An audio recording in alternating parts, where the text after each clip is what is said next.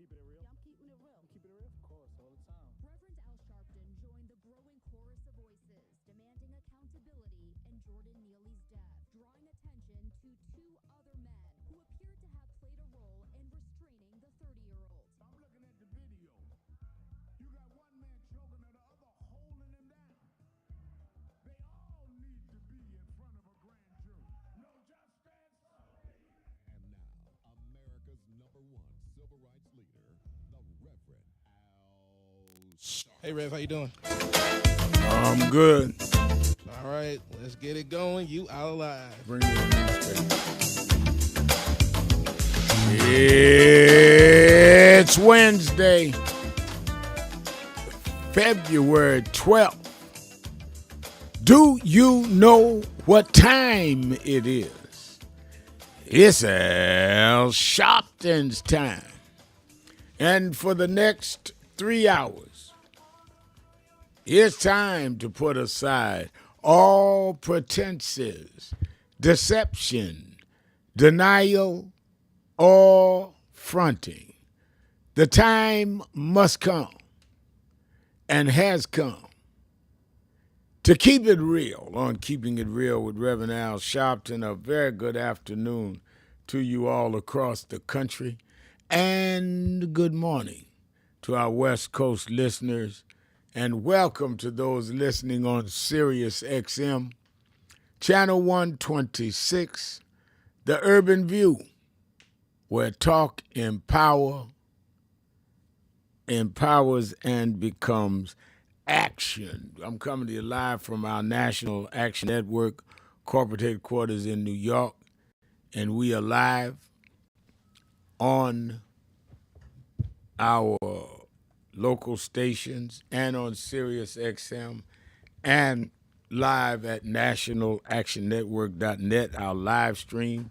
You can watch the show on live stream at www.nationalactionnetwork.net, or you could watch it on our YouTube channel, NAN, YouTube at NAN. A lot to talk about. Certainly, we are still dealing with the incoming president. And, you know, optics matter. And I was working out this morning, watching the news while I was on the elliptical, and I saw Elon Musk sitting. No, he wasn't sitting, standing in the Oval Office over a resolute desk, the desk of the president, and he was standing there with his son, had his overcoat on, like he was just going through a walk in the park with his son. Now, can you imagine if some black billionaire was standing up like that with his overcoat on and his kid running around over the resolute desk when Barack Obama was president? I mean, these people just outright saying we've taken over, we'll do what we want, how we want, and we ain't even got to dress it up. That's what you're dealing with. And this whole battle with DEI being led by Trump and led by Elon Musk. I spoke last night at Yale University, and it's the Yale Political Union. It was a full house, and the subject was on DEI. And what is amazing to me is you have some conservatives that are against DEI and don't even know what it is. When you ask them to define it, what is it? And they absolutely can't define it. Because diversity is saying that we set goals by what is clear, that we need to make sure that we have racial, gender, sexual orientation, disabled people represented in our workforce and our C-suite contracts, etc. Now, people that don't support DEI are saying that we should not make sure that everybody's represented. So my position, and I told the students this, my position is fine. You don't want diversity in the workforce. You don't want diversity on your board. You don't want diversity with the people that you do contracts with. Then fine. If you don't want diversity, then you should not enjoy diversity among your consumers. You talk about merit. Well, the reason we need diversity programs is because you would not have merit, because you wouldn't let us in to compete and show our merit. Black folks could play baseball before Jackie Robinson. Y'all wouldn't let us fight in the majors. That's why we had the Negro Leagues. Black folks could be president before Barack Obama. You would not vote and sustain that. So it is absolutely, to me, crazy and in many ways ridiculous to, in many ways, tell and try and propagate that you want to have merit when we already had DEI. And we already had, once DEI was there, everybody could, in many ways, compete. So we can talk about that. We'll talk about the continued battle around DEI and the continued way of educating our young people toward what it is and what it should be. One of the things that I like to do a lot of the colleges, and not just Yale and Harvard and the big ones, but one of the things that I find interesting is what we tell our young people. And I want today you to help think this through. And that is that what young people, what advice you should give young people. What's the best advice? I want everybody to think about this. What's the best advice that you can give to young people, both in their personal life and what's the best advice they could give on what's going on in society? Right now, many of you that listen to me are parents or grandparents. What is the best advice that you could give to a young person? Somebody listening may need to hear what you got to say. And I think that we really, really, really need to exchange information, exchange ideas. Say, you ought to tell young people this, you ought to tell young people that. So, all right, we're looking at the fact that in the news that we need to talk about today is, of course, the DEI fight. We also looking at Donald Trump continues to try to stack his cabinet. Tulsi Gabbard is now over intelligence when she has serious questions about her. And we are in a new regime. Question is what we gonna do about it. And I want to hear from you all over the country. 1-877-532-5797, 1-877-532-5797. And I think that a lot of the problem and a lot of the concerns that we have, a lot of it remains because we don't address it and we don't make it an issue. People in these positions of power and in media, they monitor these shows to find out what people are talking about and to find out what is the pulse of the black community. And that's why we've not only expanded from radio to live stream and to YouTube, because we want to say we are not asleep. We are yet awake, and we give you the opportunity to express yourself. And I think that is important. A lot going on the international level. You see that Russia's released 3 more hostages, Americans, and there's talk about trying to solve the Ukraine situation. So let's get ready to line up the calls. 1-877-532-5797, 1-877-532-5797. Sharpton, keeping it real. Be right back.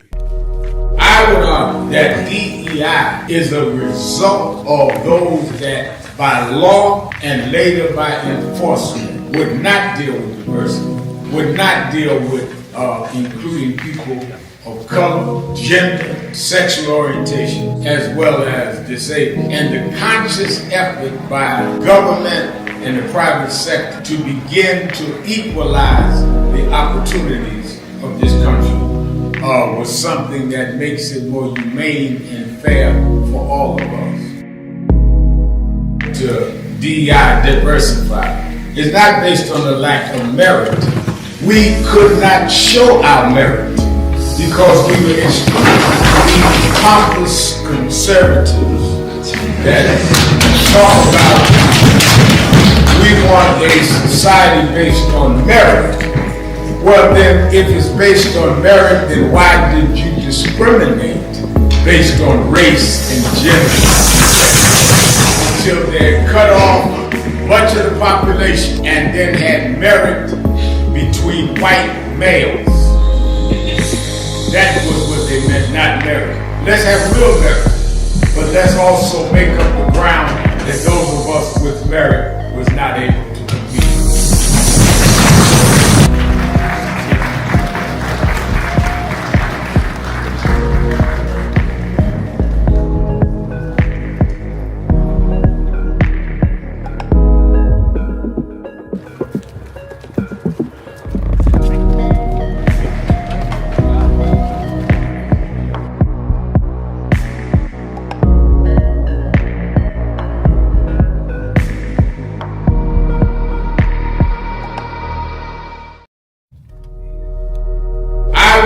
That DEI is a result of those that by law and later by enforcement would not deal with diversity, would not deal with including people of color, gender, sexual orientation, as well as disabled. And the conscious effort by government and the private sector to begin to equalize the opportunities of this country was something that makes it more humane and fair for all of us.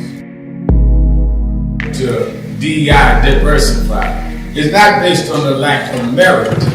We could not show our merit because we were extremely pompous conservatives that talk about we want a society based on merit. Well then, if it's based on merit, then why did you discriminate based on race and gender? Until they cut off much of the population and then had merit between white males. That was what they meant, not merit. Let's have real merit, but let's also make up the ground that those of us with merit was not able to compete.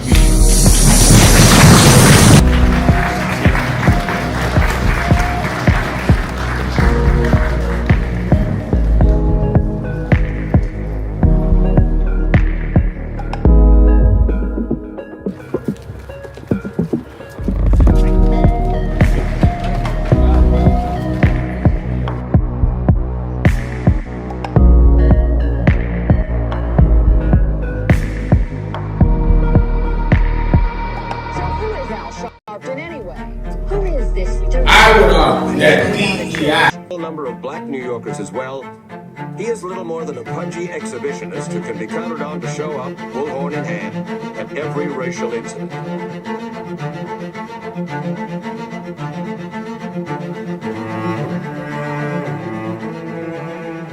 I often quote Mark Twain saying, the two most important moments in life is the moment you are born and the moment you find out why you were born. I had a very troubling conversation the other day that prompted me to do this little video. Young man that I've known a while came to me and he was crushed. I mean, really crushed, because people were criticizing his work. He's in the ministry, but he's also an actor. And he said he couldn't understand why people were jumping all over, criticizing him, trying to find scandalous and derogatory things about him. And I told him, I said, you know, you very young. You don't know the road I've traveled. They call me everything but a child of God. A blabbermouth, a loudmouth, too flamboyant, an agitator, a racist, I a race had to baiter. learn. Yeah, right. I was not defined by how others saw me. I was defined by how I saw myself and whether I was being true to myself. Some of you watching this don't like me. And it doesn't matter as long as I know what I'm doing. And I like me for being real. So I'm doing this video to say to you, whoever you are and whatever you do, you may not be in ministry or social justice, none of this stuff, but don't live your life worried about opposition or people that don't like you. You can turn that around. Use me as an example. The same people that called me a scam artist, a con artist, a sellout, or racial hustler and all, I kept going. And the people I respected started respecting and publicly embracing my work. When Coretta Scott King, the widow of Dr. Martin Luther King Jr., had this to say about Al Sharpton. A leader who has protested injustice with a passionate, unrelenting commitment to nonviolent action in the spirit and tradition of Martin Luther King Jr. And I am talking about your leader, our leader, the Reverend Al Sharpton. The other thing that hasn't changed is the National Action Network's commitment to fight injustice and inequality here in New York City and across America. And that's not only a testament to Reverend Sharpton, it's a testament to all of you who are here tonight. First and foremost, to Reverend Sharpton. I saw him when he first came on the scene, and I have marveled at his tenacity, at the development of his intellect, and his devotion to our movement, and much he has contributed to the world we are experiencing. I am honored, and I must say that when I had my debate with Dr. King on the issue of the church and religion, he didn't warn me that after his departure, his space would be filled by another preacher, and that preacher would be Al Sharpton. All you want in life is people that matter to you to say you did all right. And more important, that you can look in the mirror and say you did all right. Thank you, Rev. Thanks for that introduction. Look, we've known each other for a long time. I'm grateful not only for your leadership and partnership, but quite frankly, more importantly, for your friendship. And thanks to all of you, members of our nation's most important civil rights organization. You have been, over all of your years, such an extraordinary leader. You are a voice of truth, a voice of conscience, a voice of practicality around what we must address and what we can do. And I thank you so much for your friendship. I remember that most of the youth around Al's age, he was about 12, wanted to be like Connie Hawkins, a great basketball player, legend, or Earl the Pearl, or Clyde Frazier. Al wanted to be like Adam Powell, a powerful preacher with a social justice gospel. He was very close to, at that time, the Reverend William Augustus Jones, powerful preacher and social justice advocate, and Reverend Gardner Taylor State right down the street, and Bishop Washington, whose church he came from, and Reverend Sandy Ray. He wanted to be like these giant preachers. He wanted them to have the edge, however, of the King's social justice dimension. He wanted to be like them. Now he's one of them. Perhaps taller than most of them because of the risks he has taken and the reward God has given him with his gift. I remember so well that I first escorted him to jail. He was around 13 years old. With the jail fighting the ANP. He was in the lineage of our struggle. He grew up in it. We didn't just see him on TV one night. He didn't happen. He came bottom up, not top down.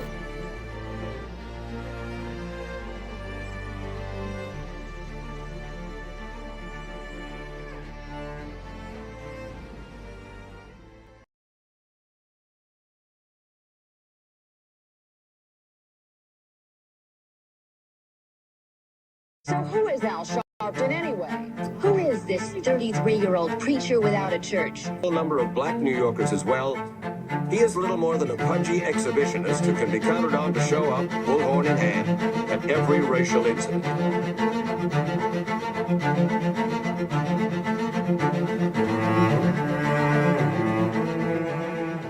I often quote Mark Twain.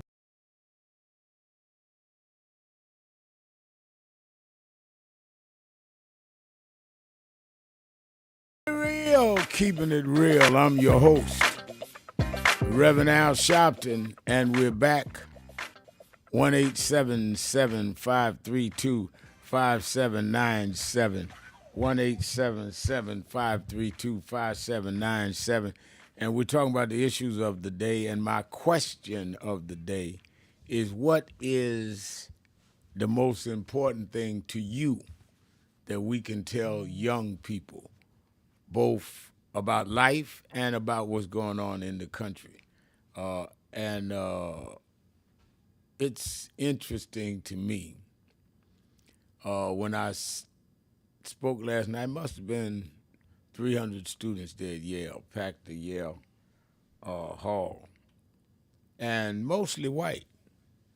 And when you find out, and you that on live stream during the commercial, we ran some of the footage from last night. When you find out that a lot of our young people growing up in this country, white and black, are just not informed about what's going on. They're on social media, and they are in many ways being propagated by people that have a certain view or certain opinion, and doesn't really have the real grasp of what's going on. But as I talked to them, I said, well, let me ask you something. You're in Yale, one of the top universities in the world. What is it that you want to be in life? I don't know. What do you feel inclined to? I don't know. And when you start talking to them and asking them questions that matter, they're lost. You're in this fine university. America's best supposed to be Harvard, Yale, I guess Princeton. And you're here to do what? And I think that a lot of us should spend more time making them ask themselves serious questions. And I think that will help them go a long way. So I want you to tell me, what do you think is the most, the things we ought to be talking to young people about? And in personal life, I don't think we spend enough time with our children and grandchildren talking to them about personal life, about dating, about who they should look for, what they should look for in a husband or a wife, about complications in relationships. I'd like some of y'all tell me some of how you had those discussions. We need to really talk about these things. You should not assume people know what you never told them. and that people just born with the same kind of information you were born with, or that you learned in life since you were born. So I'm going to go to the phone. Let me, by way of announcements, remind you to watch Politics Nation with Al Sharpton live at 5 p.m. Eastern Time every Saturday and Sunday. And I get the best and the brightest, the members of Congress, the members of the Senate, governors, as well as cultural trendsetters and people in the movement. I don't waste my time on the air with foolishness. So you won't waste your time watching Politics Nation with Al Sharpton live at 5 on MSNBC, live at 5 p.m. Eastern Time every Saturday and Sunday. Then you in the New York area, New York, Connecticut, New Jersey. Meet me or beat me to the Saturday Action Rally every Saturday. I'm there this Saturday. We had a great rally last Saturday in Harlem, 145th Street and Lenox Avenue in the village of Harlem. And you that are not in New York area can watch it live on Impact Television. And then the National Action Network Convention. It starts April 2nd through the 5th this year in New York at the Sheraton Times Square. Workshops on everything from our economic issues, business empowerment, DEI, Black academia, HBCUs. Got some of the presidents coming, Dr. Michael Eric Dyson coming, Ben Crump coming with social justice panels, some of the victims, where we are, what we need to be doing in these cases, our leading political figures. You need to be here. It's free. There's no registration fee. All you got to do is be here. It is the 2nd through the 5th, but sign up now. And say, Reverend, I can't be there all 4 days. I can be there 2 days. I can be there 1 day. Sign up now. It is also where we're going to unveil the Democrat agenda that we are challenging him on, and the boycott. Our 90-day commission is going to make their report and say we have found that this is the company or these two companies we ought to be going after. And when we leave, we will leave with an assignment of turning around the fortunes of some company that turned around our fortunes. So make sure you are doing that in terms of being at the convention. All right, let's get ready to take some calls. 1-877-532-5797, 1-877-532-5797.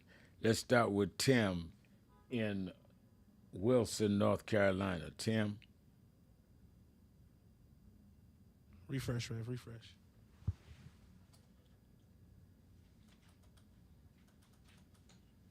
That's what I have on my call screen. Okay, I think we got the wrong call screen. Hold on.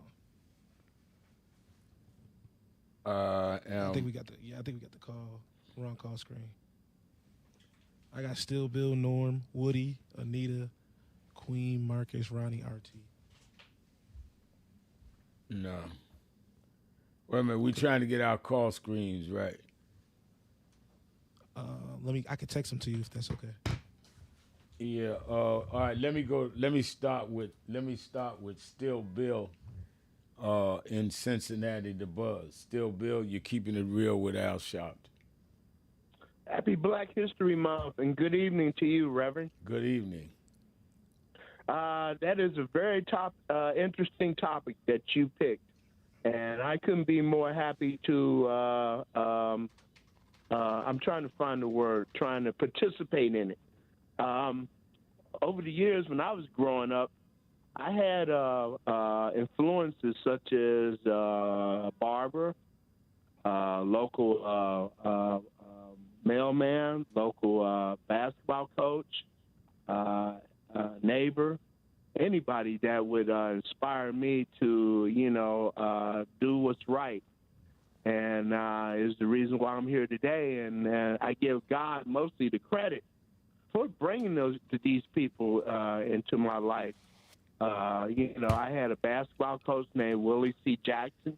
He was very motivating and all that, to where he taught me the fact is that, someone that tries to get you to do something wrong, you stand your ground. He can go back and tell his friends that you're square and all that and everything, but you know what? The value of it all is that you have your freedom. You have your dignity. You have your respect. And most important, you have your love and respect for God. And, it is truly a pleasure to participate. So I'm going to end it. Have a good day, Reverend. Keep up the good work. And say hello to your beautiful daughter, Dominique. I shall. Thank you for your call. Let's take a break. Be right back. Keeping it real.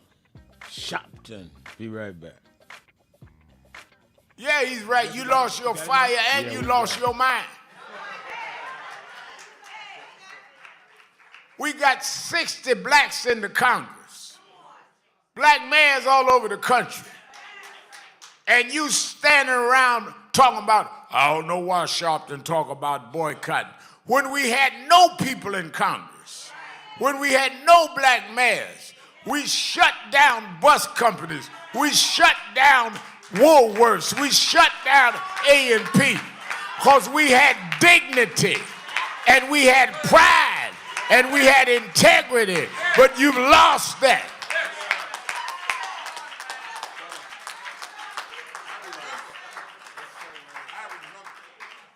Before I got too depressed, I went to the book and I read in Judges 6th chapter. Y'all read it. It's Joshua 6th chapter where an angel came down. There was a man, Joash's son. Joash's son, he had a son called Gideon. And they said that Gideon was under the wine press. During the week, he was hiding from the Midianites. And the angel came. And the angel said, O mighty man of valor, God has use for you. And Gideon looked up. Now, he hiding from the Midianites. And he said, God, if God is on our side, then why does God let us fall? If God is on our side, why did he abuse us? Why he let the Israelites fall to the hand of the enemy? The angel didn't argue with him. The angel said, O mighty man of valor, God has use for you. And finally, Gideon got into this back and forth. Well, y'all know the story. Lay out the fleece, see if there's water on the fleece. Lay out the fleece, see if the ground. After he was convinced, he stood up. My point is that God always calls on people that are questioning whether they're qualified. And I come to tell you today that it's time for you to stop hiding under the bush. Because God is calling you and I right now. Don't tell me how powerful Trump is. Midianites had power over the Israelites. God took a boy from under the wine press and defeated the Midianites. The same God that stood up for Gideon, the same God that liberated the Israelites, the same God is still on the throne. If you stand up, he'll hold you up. He'll make a way out of no way.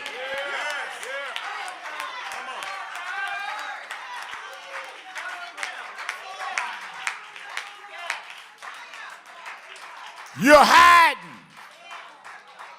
under the wine press, hoping they don't see you. You hiding because you lost your faith. You hiding because you don't think you can do nothing. You lost one election, so you done lost your mind. Oh, Trump's in, what we gonna do now? What we always did.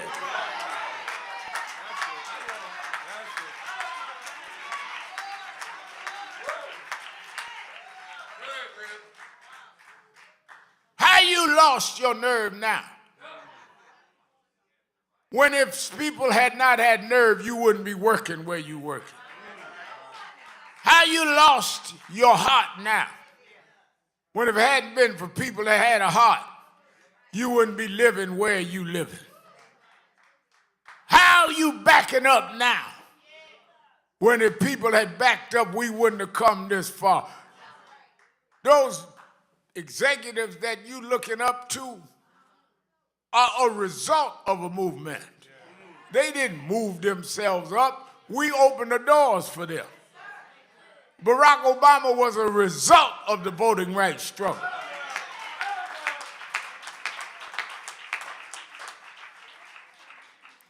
But you've got, that's why DeSantis and them want to erase black history.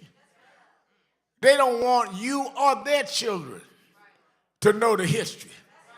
The history is that we came with nothing, stripped of our names, stripped of our families, stripped of any kind of any association with dignity. But yet somehow we took King James's Bible and turned them verses around and said, I don't know who King James was talking about, but I know the God he was referring to. And that God meant that the first would be last, and the last would be first, and the lion and the lamb will lay down together. I know God will make a way somehow.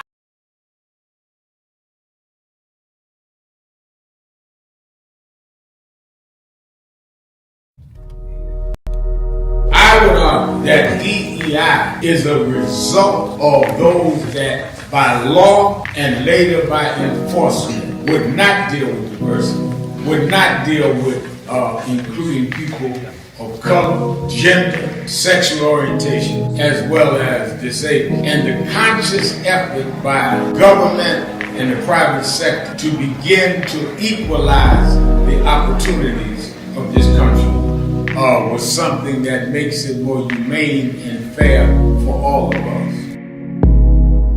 To DEI, diversify, is not based on the lack of merit. We could not show our merit because we were the pompous conservatives that talk about we want a society based on merit. Well then, if it's based on merit, then why did you discriminate based on race and gender? Until they cut off much of the population and then had merit between white males. That was what they meant, not merit. Let's have real merit, but let's also make up the ground.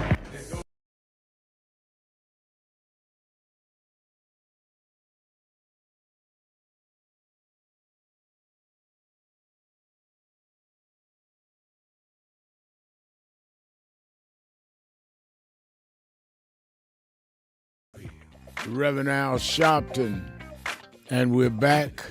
Let me read some of our comments on our live stream. Denise Eugene writes me, we were raised with the integrity and honor in the church. These young people have none.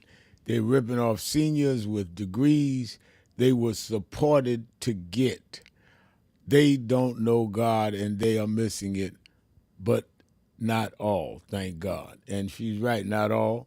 I like that. I think, let's go, let me read what Nesbitt said.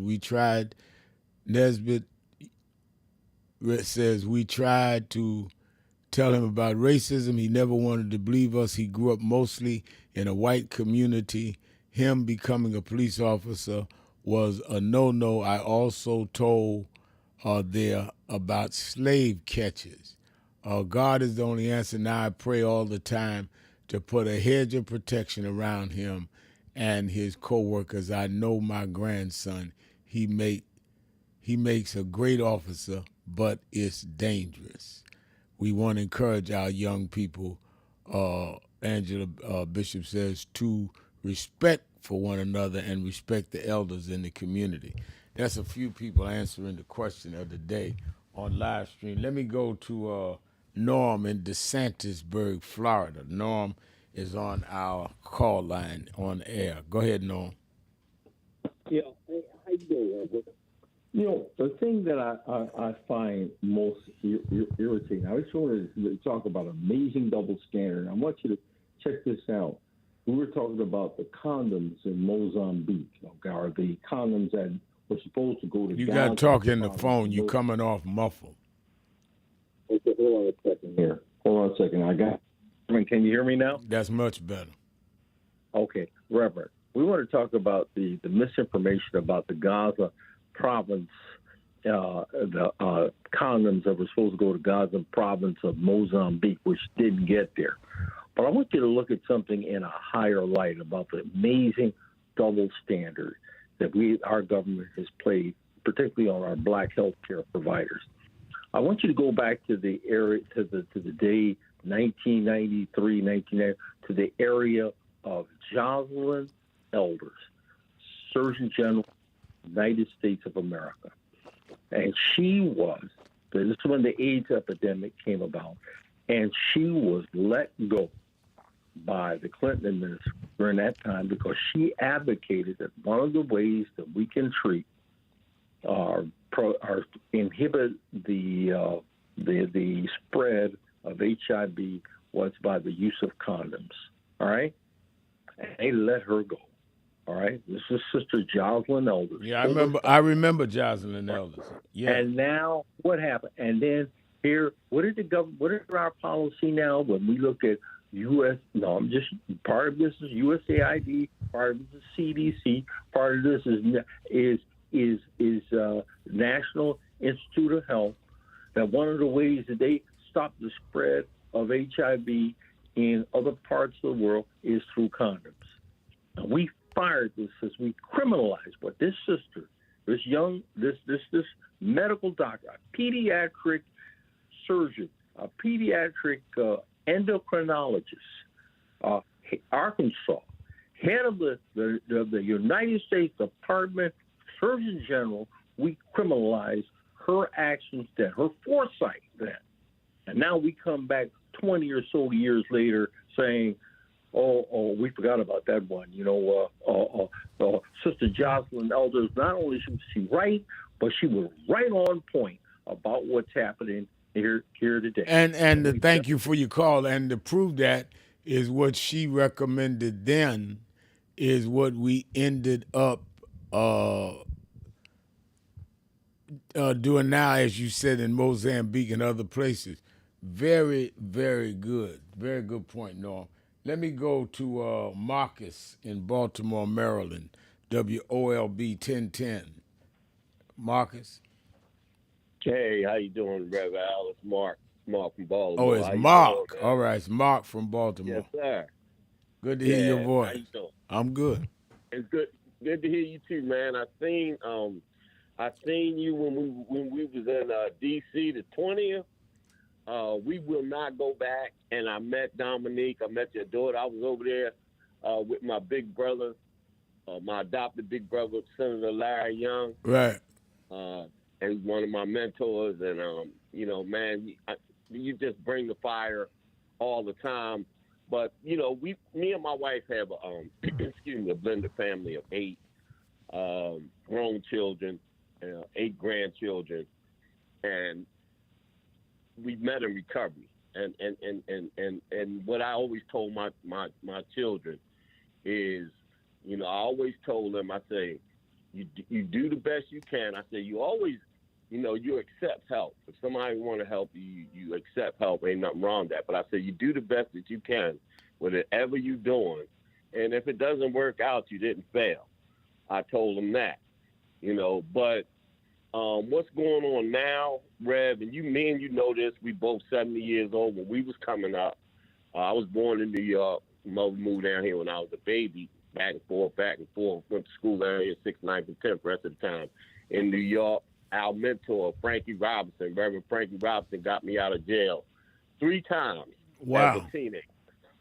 Yeah, and I'm here 70 now, recovered alcoholic, retired from VA, where I went in and out of treatment off and on for 8 years.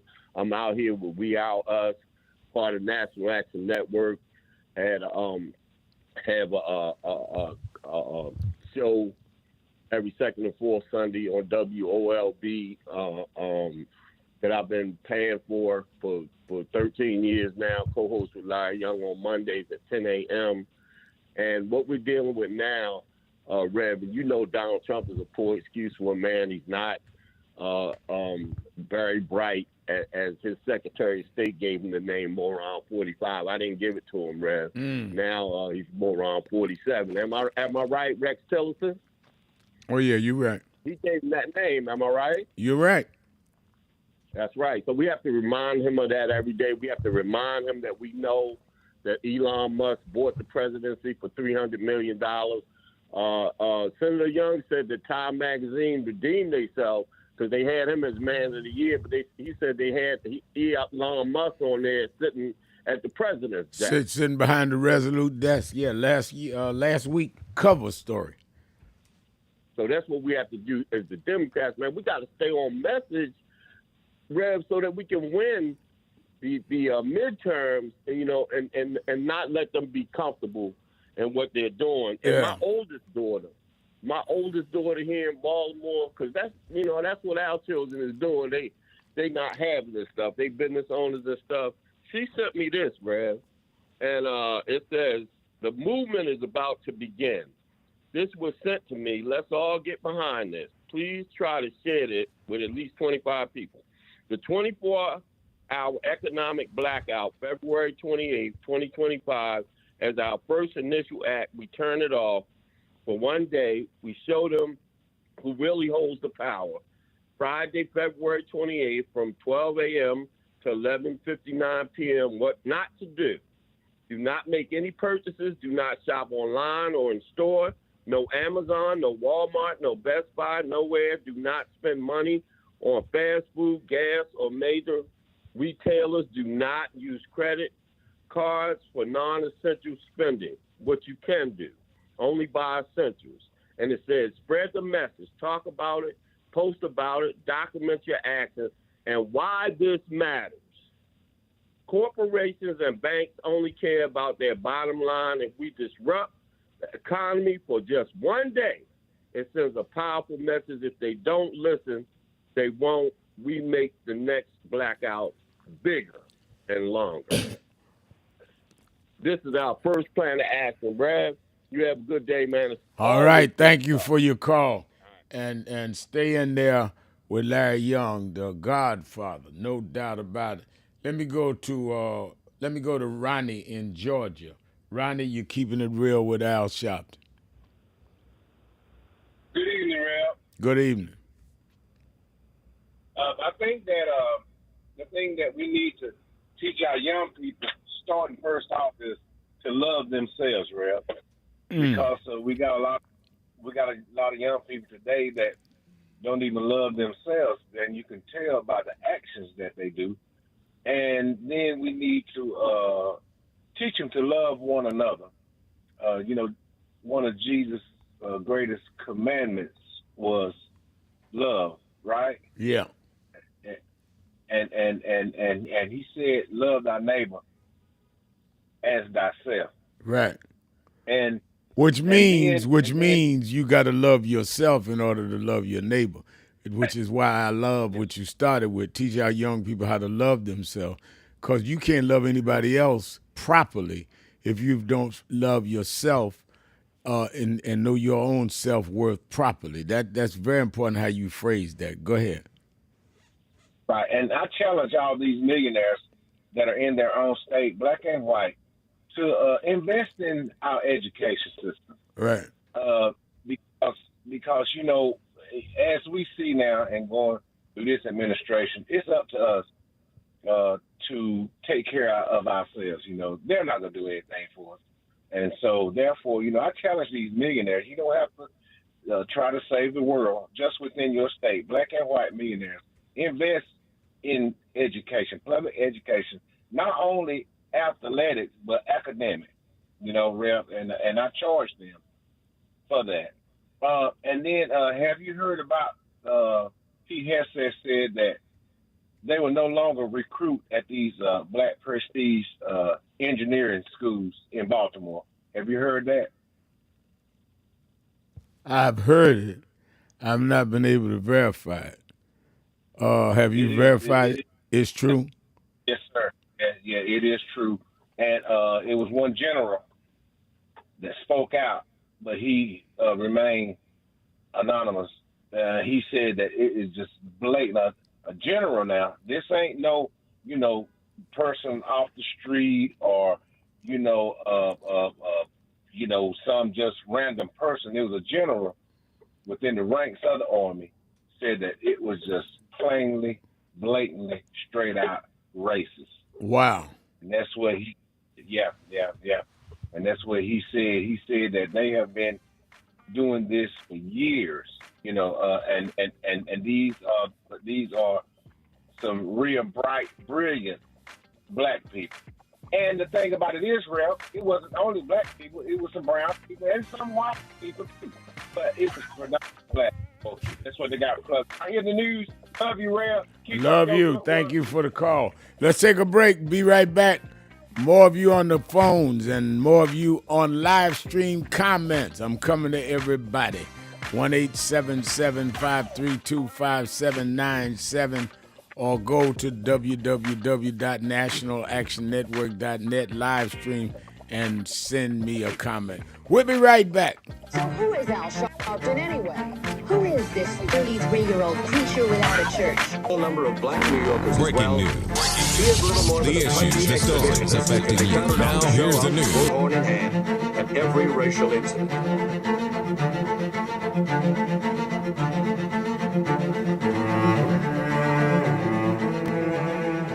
I often quote Mark Twain saying, the two most important moments in life is the moment you are born and the moment you find out why you are born.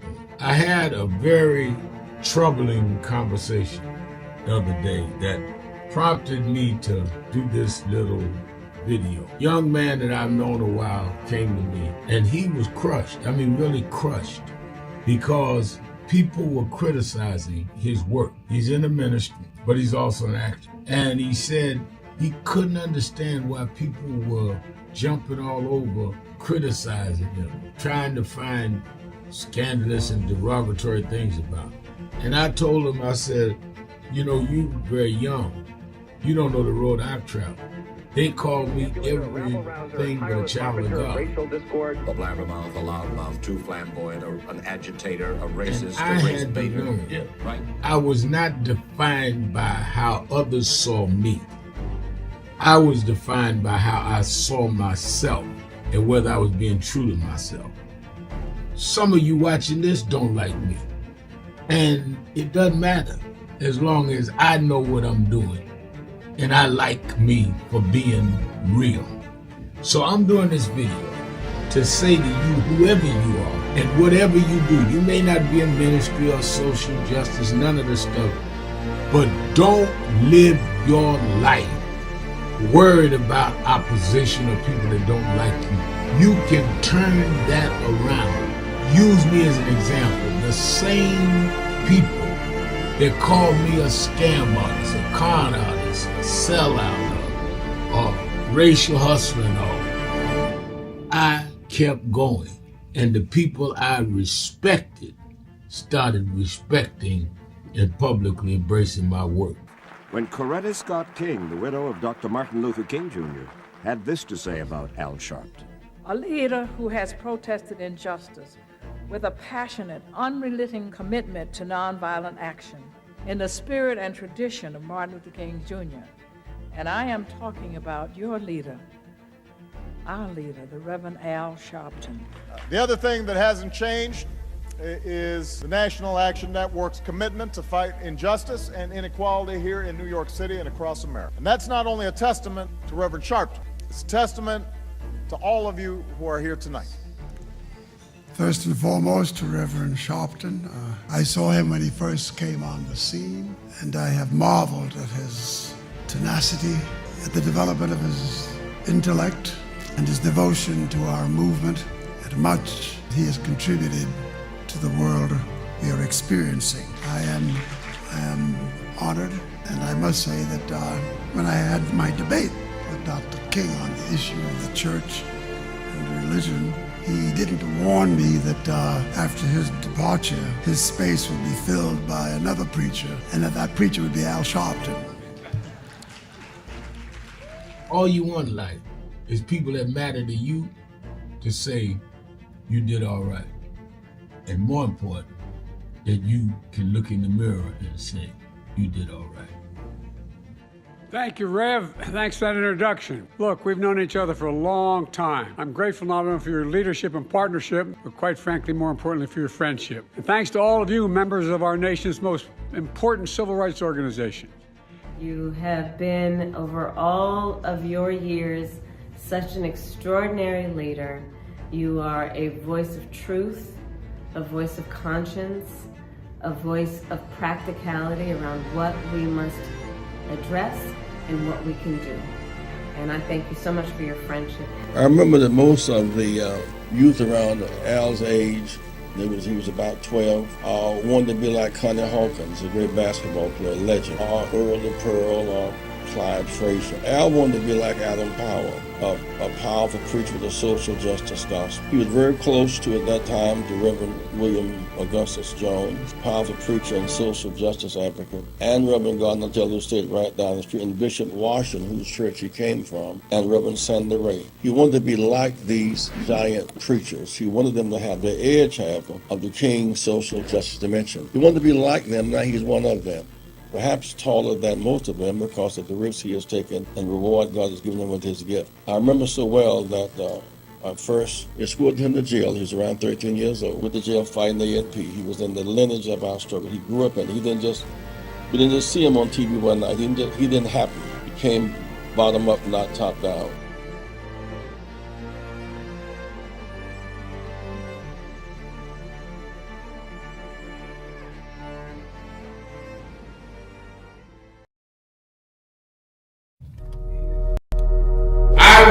That DEI is a result of those that by law and later by enforcement would not deal with diversity, would not deal with including people of color, gender, sexual orientation, as well as disabled. And the conscious effort by government and the private sector to begin to equalize the opportunities of this country was something that makes it more humane and fair for all of us.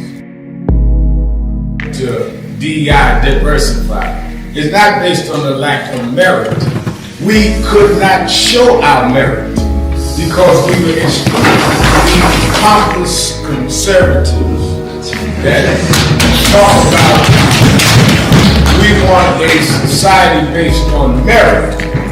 Well then, if it's based on merit, then why did you discriminate based on race and gender? Until they cut off much of the population and then had merit between white males. That was what they meant, not merit. Let's have real merit, but let's also make up the ground that those of us with merit was not able to compete.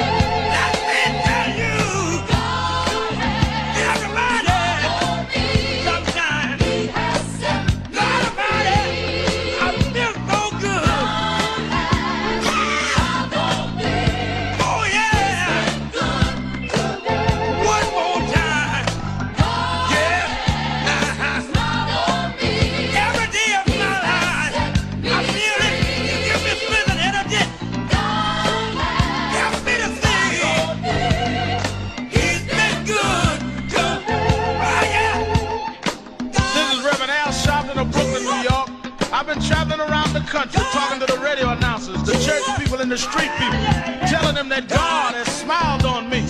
God has smiled on you if you got breath in your body. If he woke you up this morning and started you on your way.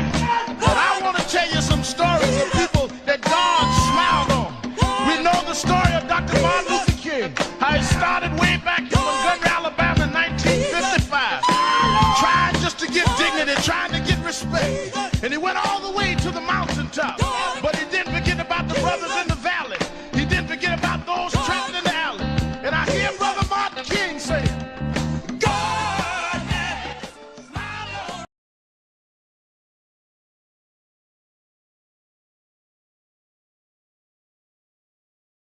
It's almost like start of World War III if we're not careful.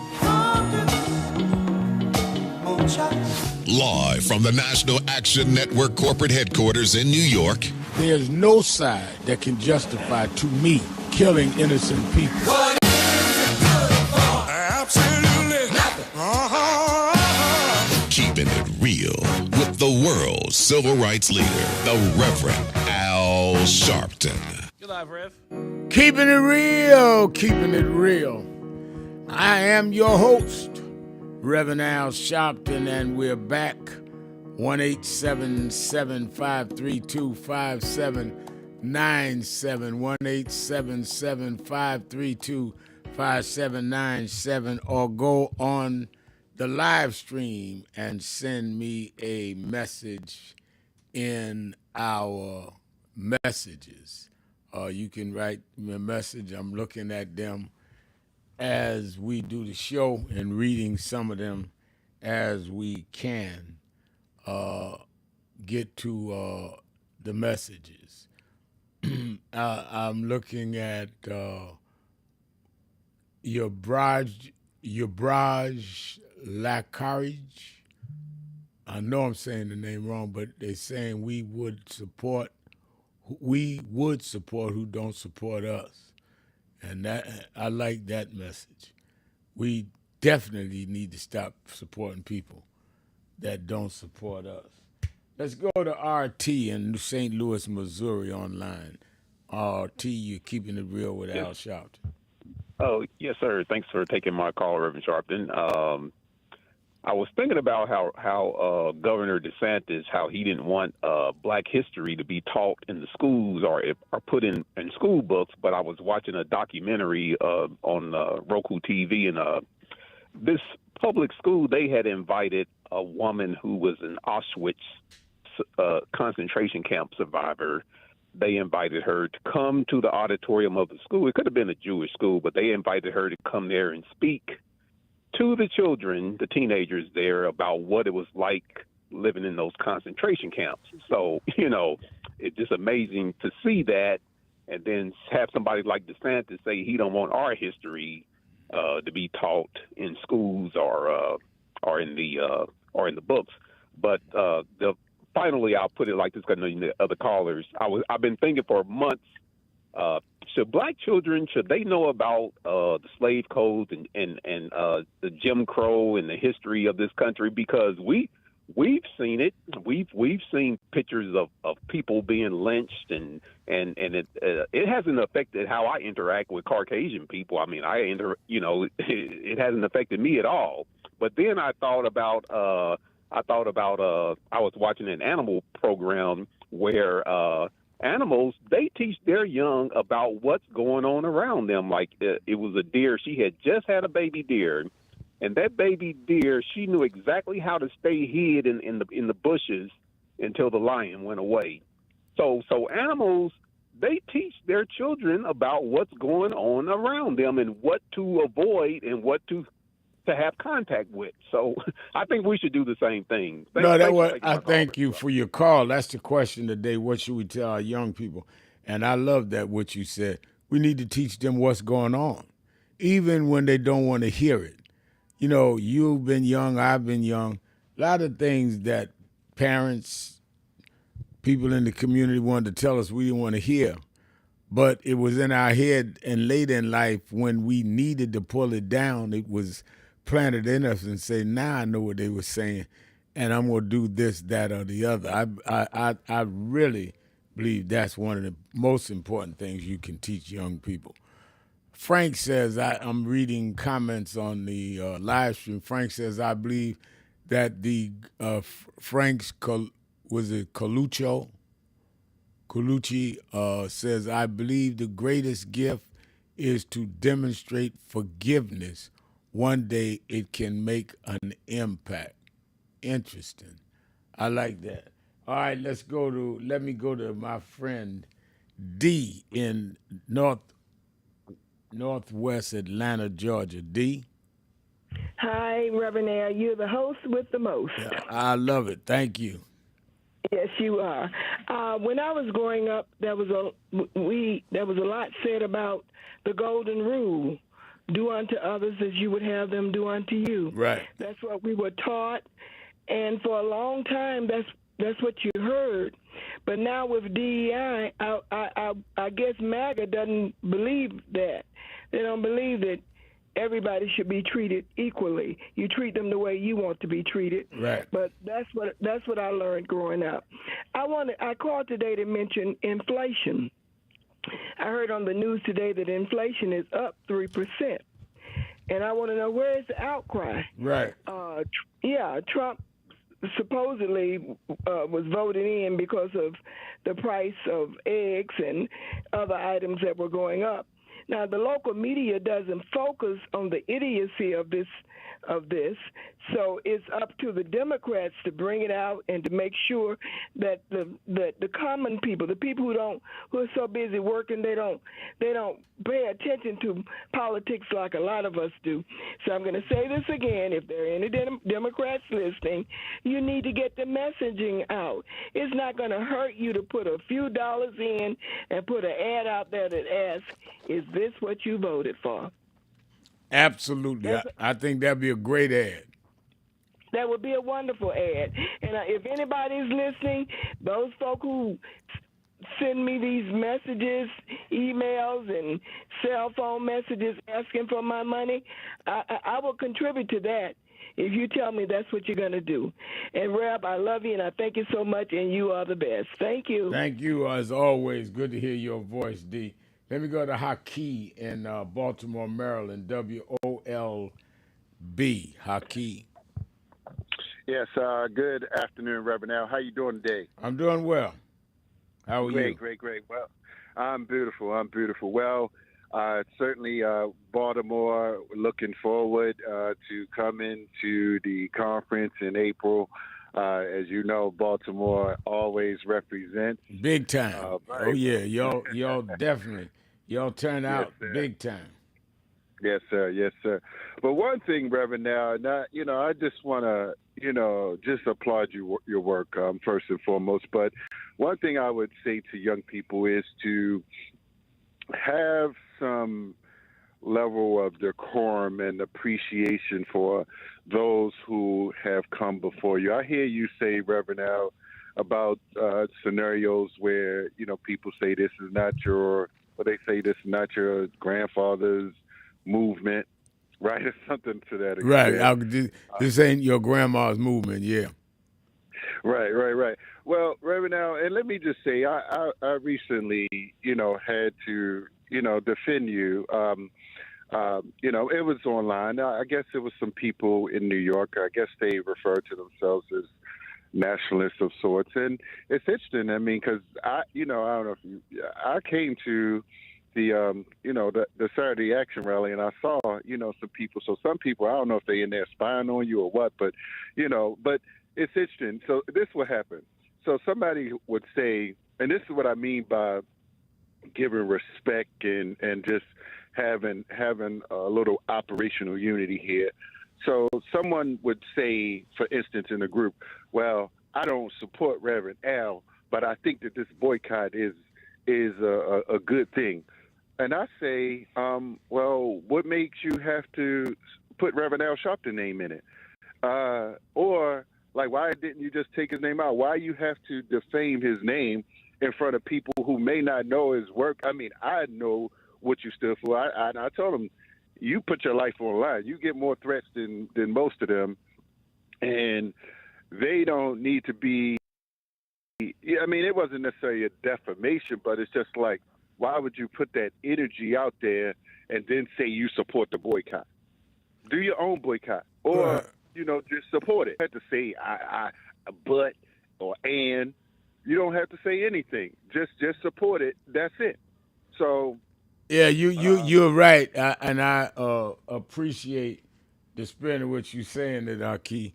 And some people say it for whatever reasons they want to say it, because they come out of a certain group, and and some of the groups just, well, I ain't with these guys, they ain't us, or some of them is right wingers and want to tell their MAGA friends, I'm not with Sharpton, but I'm with this, and it really doesn't even it says more about them than it does about you or me. But thank you for your call. Looking for you in April. Let's take a break. Be right back. Keeping it real. Sharpton, 1-877-532-5797. Be right back. Joining James Brown, Muhammad Ali, and myself now from New York City is the Reverend Al Sharpton.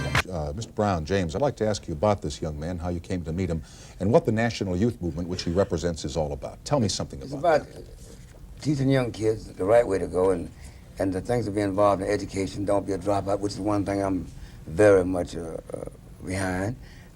Unless kids have guidance, they have no place to go. And the idea is to try to mold them. I mean, we think of anything, we think of it as a baby.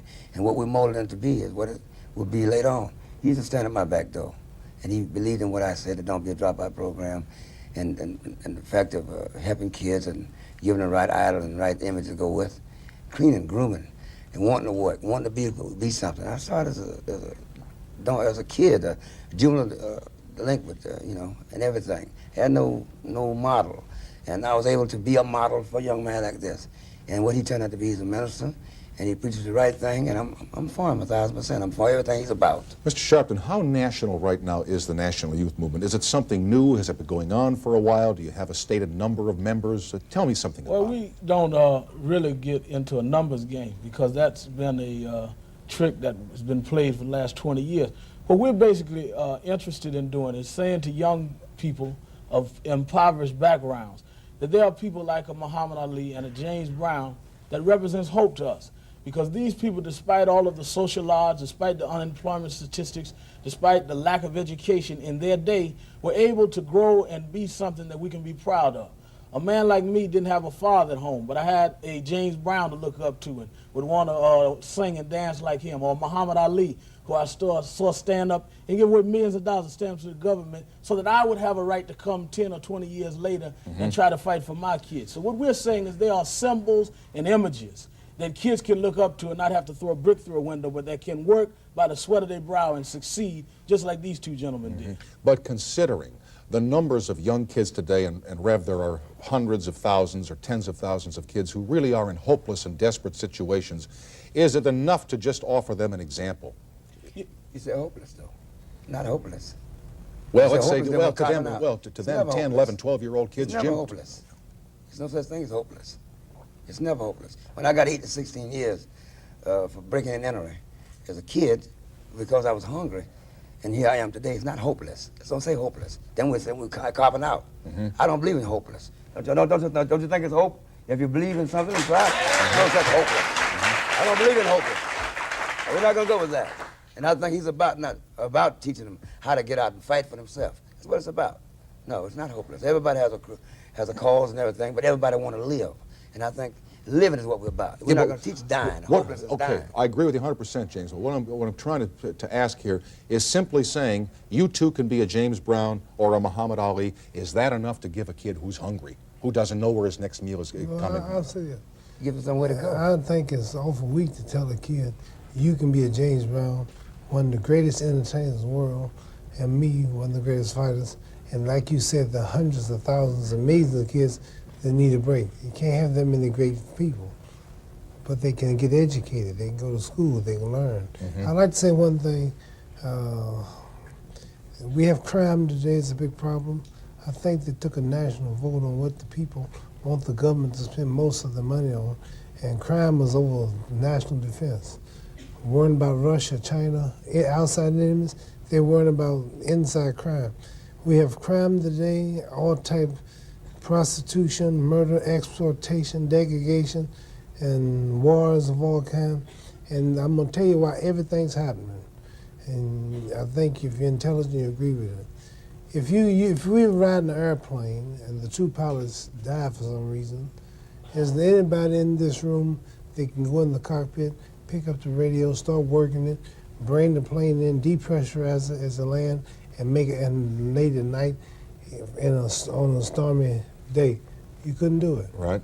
Well, but if you learn how to fly, or if they show you how to fly it, you can.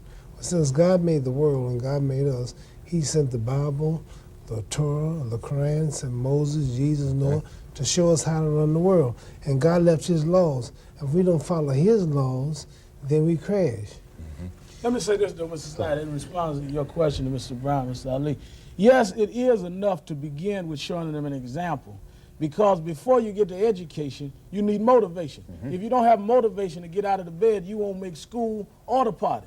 And what we try to do by showing a James Brown or Muhammad Ali is not that you can be a great champion maybe like Ali or a great entertainer like James Brown, but if you use the same initiative that they did to make him get up 5 in the morning and run 10 miles and just have a dream and to come back 3 times and accomplish that dream, to have more hits than anybody in the world, even when the music world wouldn't give him credit for it in terms of a James Brown. If you had that initiative to keep working at whatever it is that you're going to do, you can succeed. And what we're saying to them is you may not reach the plateau of public prominence of them, but if you can reach the personal discipline and personal motivation of them, you can reach a plateau in your life. Because it's not about looking for a government handout, it's about looking for a way out, as James Brown said. All right, and then how receptive are the young people that you tell this to? Very receptive. Really? Very receptive. Very receptive. I think that people have misunderstood that most people of impoverished and depressed areas are not looking for the government to give them something. They just want a chance. I remember when I was a little boy, James Brown used to sing, I don't want nobody to give me nothing, just open the door, I'll get it myself. Well, that's all people want now is a chance. Let me get a piece of the action. Let me get a piece of the pie. Let me stand up on my own. All right. At one man should have the major corporations, the government, should get behind him and push the programs that he's about. Except maybe if he does it himself and gets grassroots support, it's better than having the government stick their nose in, because they have a way sometimes. We're not talking about control. Yeah. We're not talking about control. We're talking about a way of start. You know, they have to start. If they fund Chrysler and fund all these different other things, they can fund a small man to get started. Then the private sector will join in. But let them help too. It should be. Last thing. Somewhere along the line here tonight, we used a graphic saying long, hot summer. Are you in any way, I'm certain you're not predicting a long, hot summer. You're not predicting urban strife. You're not predicting disorder, anything like that. Well, what I'm saying is, you know, at home you have an oven. There are flames on top of the oven, and then there's heat in the oven. We always discuss whether there'll be a flame on the top, and don't discuss it. There's already 600 degrees inside. I'm not concerned as much about a long, hot summer because it's been a long, hot winter. Yeah. People are unemployed. Okay. People are unemployed. People are getting their homes ripped off. Parents' pocketbooks being snatched. As Ali said, crime is at a highest rate it's ever been. So rather than us running around the streets looking for a brick, we should be looking at the fact the brick is already in most people's houses. How do we get the brick out of the house? How do we cool the long oven out? Let's not wait for the explosion and then just cut the flames off upstairs. Let's put the flame out inside. And the only way to do that is everybody to get up and work by the sweat of their brow in America and try to produce, be productive like these two gentlemen have been in their life against all odds. They came up in a world that was alien to them, and they made it. And we can make it if we have the same initiative they did. Mr. Sharpton, it's been a pleasure to have you here tonight, and I've enjoyed meeting you very much. Thank you for coming by, and thank you, James Brown, for being with us again. Kent, thank you for being here tonight.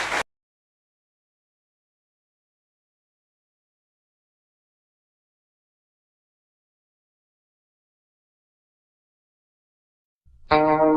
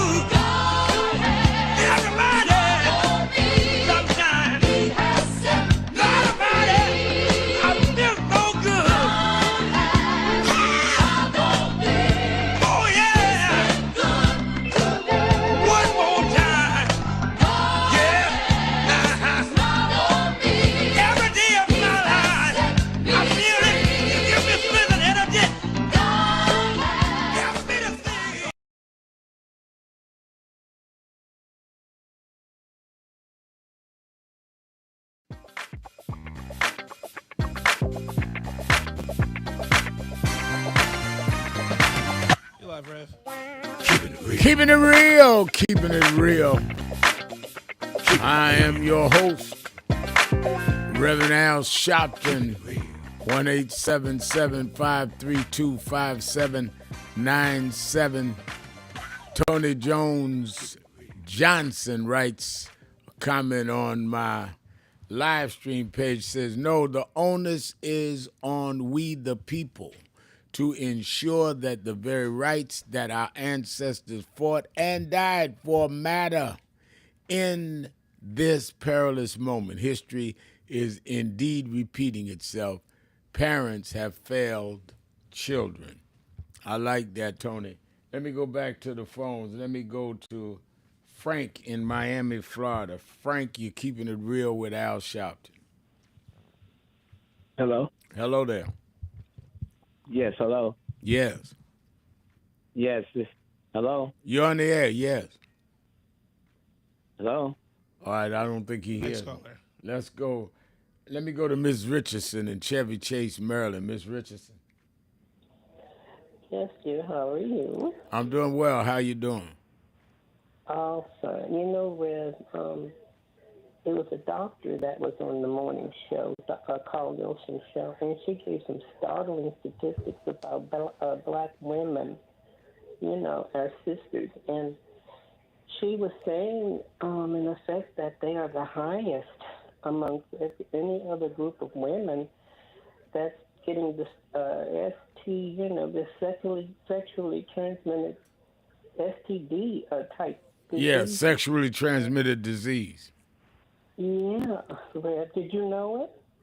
Yes, I've read that data. Yes.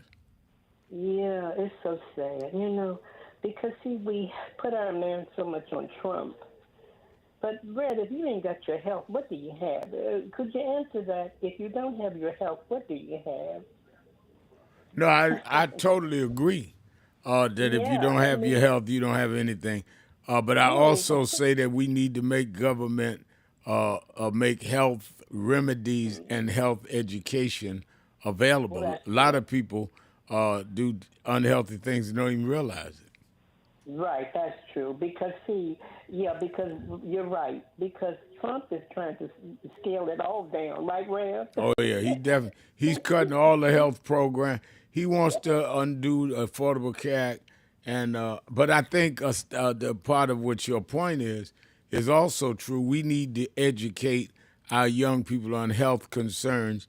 You know, I tell a lot of young people that come to hear me speak or that engage with me that I tell you don't be promiscuous sexually, not only because it's, you know, my moral beliefs, but because it is unhealthy. You can get STD. Be real clear about that.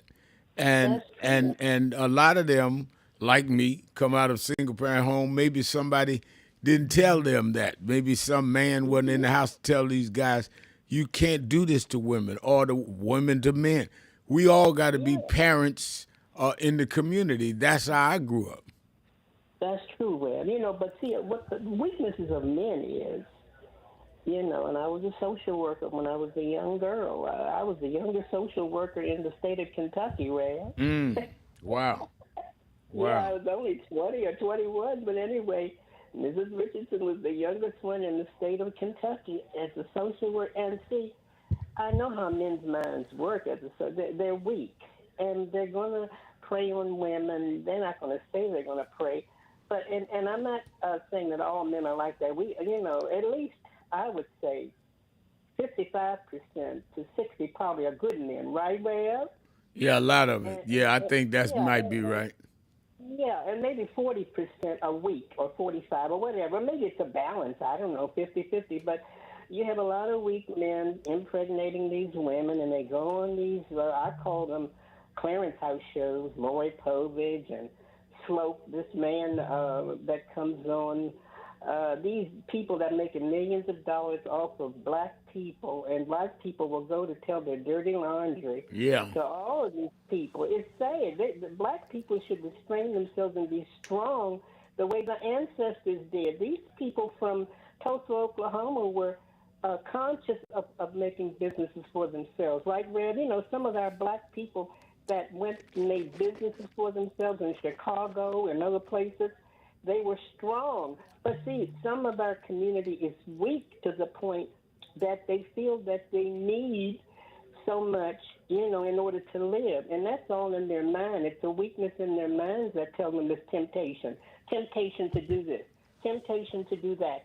Everything but the right temptation is to, try to make some life for yourself. Make some business for yourself, folks, and some life for yourself. Get your business going. Go with other blacks to make a business. You don't have to be the self-ownership.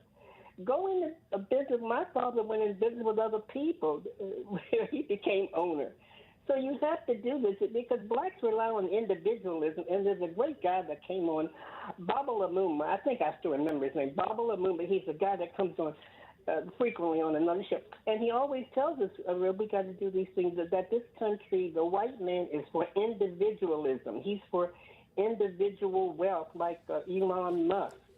Black men, see, they're addicted to white. That's another thing. That's the weakness of the black man and the black woman. They both have this weakness, this addiction to white folks. They want to do their hair. They want to make up and look European looking. They want to do all these things. They even want to kill. Rev, I see crime shows where blacks are doing the same darn dumb things as these venomous white folks. Evil things black people are doing now, taking their own mothers and fathers' life for the insurance money. And they're doing this. They're addicted to white, Rev. But anyway, I love you, and I'll call you later this week. All right, I'm looking forward to it. Thank you for your call. Rodney Jones, the mayor, writes, youth, if you fail to plan, you're planning to fail. Opportunities are not going to knock on your door. Faith without works. That's the mayor from Queensbridge Houses in New York, Mr. Mayor Rodney Jones. Let me go to my Ace Boone friend. I call Frank my Ace Boone Coon, so she's my activist extraordinaire in Chicago, Sister Pam. Pam, you're keeping it real with Al Sharpton. Thank you, Reverend Sharpton. I always appreciate your words, and saying to you, I love you, respect you, as well as the other civil rights leaders, Reverend Jesse Jackson here with Rainbow Push, and I'm always letting everyone know we not only need to call and support, but we need to increase memberships and donations, because you all, right now, I'm seeing the first line of defense. It should be many more of our elected officials, the first line of defense. However, I know you all operate in different lanes, so I can respect that. But I certainly need to hear more. And Reverend Sharp, I'm just going to ask, have you heard anything from Bill Gates? No, he's been strangely quiet in all this. So I would just ask all of those, I'm going to say, because we say this when we talk among ourselves. We talk about the good white people. So this is a time for the good white people to push back on the hate and the racism coming from the other white people. And I think that's important. So initially when I was calling Reverend Sharpton, what is going to be the message coming from the Democratic Party? That's a great question. That's a great question. Thank you, because consistently I've said 80% plus black men, 90% plus black women, we got it right. We supported Harris, even if there were those who didn't actually agree with her or had some issues with the Democratic Party, came out in majority and supported her. Now, the majority of white men and white women didn't. So that is a split right there within the Democratic Party, because we were clear about the message. Right. And those of us who voted for Harris, we knew exactly what this Nazi-loving, Hitler-loving, convicted felon would do. But somehow that still didn't bother the other voters in the Democratic Party. So what is going to be their message? Because if it is about trying to take us to the center, that isn't going to work. And they're making too many excuses, Reverend Sharpton, for what occurred in that election. And I don't want them to think, and you can comment on this, I don't want them to think that they're going to use Harris and the resources that she garnered to run for this election to apply to some mediocre message that won't offend white people. I love it. Always on target, Pam. Thank you for your call. Let's take a break. Be right back. Keeping it real. Sharpton, 1-877-532-5797, or go to www.nationalactionnetwork.net. Watch the live stream and send a message, and I'll read it on the air. Let's take a break. Be right back. Who is Al Sharpton anyway? Who is this 33-year-old preacher without a church? A number of black New Yorkers as well. He is little more than a pudgy exhibitionist who can be counted on to show up, bullhorn in hand, at every racial incident.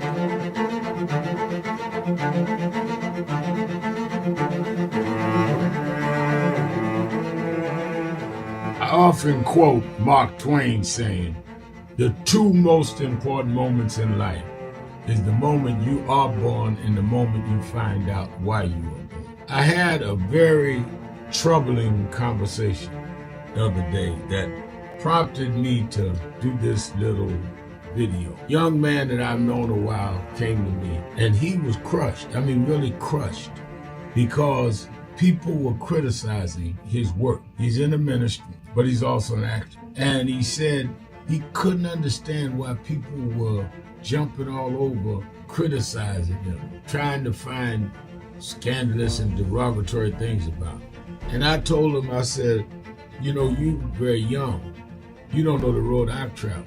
They call me everything but a child of God. A blabbermouth, a loudmouth, too flamboyant, an agitator, a racist, I had to learn. Yeah, right. I was not defined by how others saw me. I was defined by how I saw myself and whether I was being true to myself. Some of you watching this don't like me.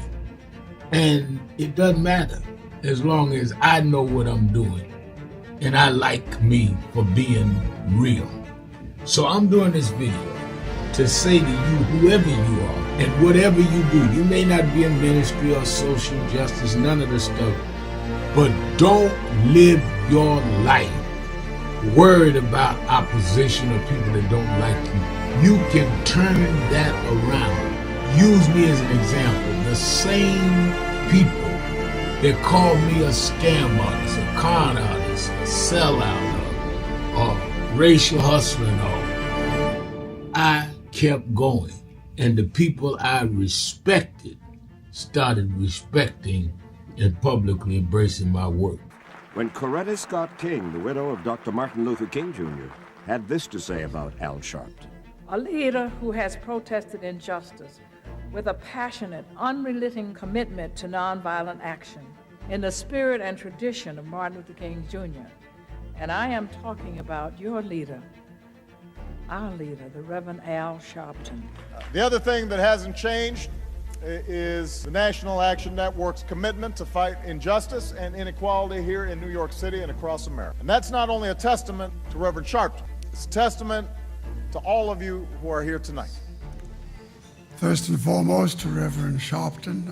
I saw him when he first came on the scene, and I have marveled at his tenacity, at the development of his intellect, and his devotion to our movement, and much he has contributed to the world we are experiencing. I am honored, and I must say that when I had my debate with Dr. King on the issue of the church and religion, he didn't warn me that after his departure, his space would be filled by another preacher, and that preacher would be Al Sharpton. All you want in life is people that matter to you to say you did all right. And more important, that you can look in the mirror and say you did all right. Thank you, Rev. Thanks for that introduction. Look, we've known each other for a long time. I'm grateful not only for your leadership and partnership, but quite frankly, more importantly, for your friendship. And thanks to all of you, members of our nation's most important civil rights organization. You have been, over all of your years, such an extraordinary leader. You are a voice of truth, a voice of conscience, a voice of practicality around what we must address and what we can do. And I thank you so much for your friendship. I remember that most of the youth around Al's age, he was about 12, wanted to be like Connie Hawkins, a great basketbal player, legend, or Earl the Pearl, or Clyde Frazier. Al wanted to be like Adam Powell, a powerful preacher with a social justice gospel. He was very close to, at that time, the Reverend William Augustus Jones, powerful preacher and social justice advocate, and Reverend Gardner Taylor State right down the street, and Bishop Washington, whose church he came from, and Reverend Sandy Ray. He wanted to be like these giant preachers. He wanted them to have the edge, however, of the King's social justice dimension. He wanted to be like them, now he's one of them. Perhaps taller than most of them because of the risks he has taken and the reward God has given him with his gift. I remember so well that I first escorted him to jail. He was around 13 years old with the jail fighting the ANP. He was in the lineage of our struggle. He grew up in it. We didn't just see him on TV one night. He didn't happen. He came bottom up, not top down.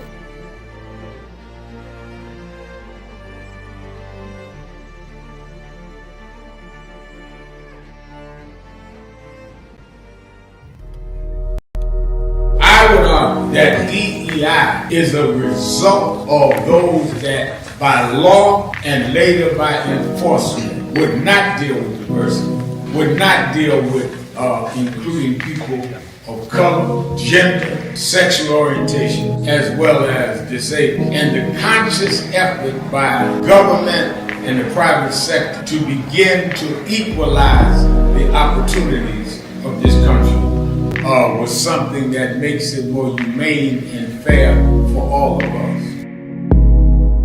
To DEI diversify. It's not based on the lack of merit. We could not show our merit because we were extremely accomplished conservatives that talk about we want a society based on merit. Well then, if it's based on merit, then why did you discriminate based on race and gender? Until they cut off much of the population and then had merit between white males. That was what they meant, not merit. Let's have real merit, but let's also make up the ground that those of us with merit was not able to compete.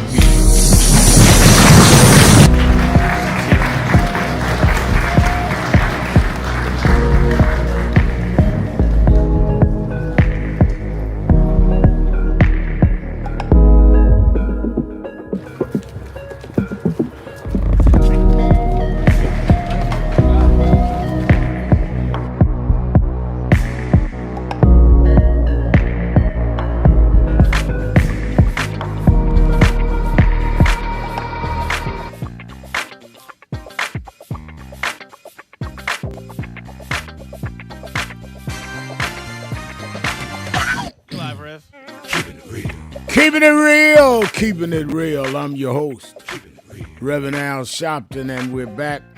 1-877-532-5797.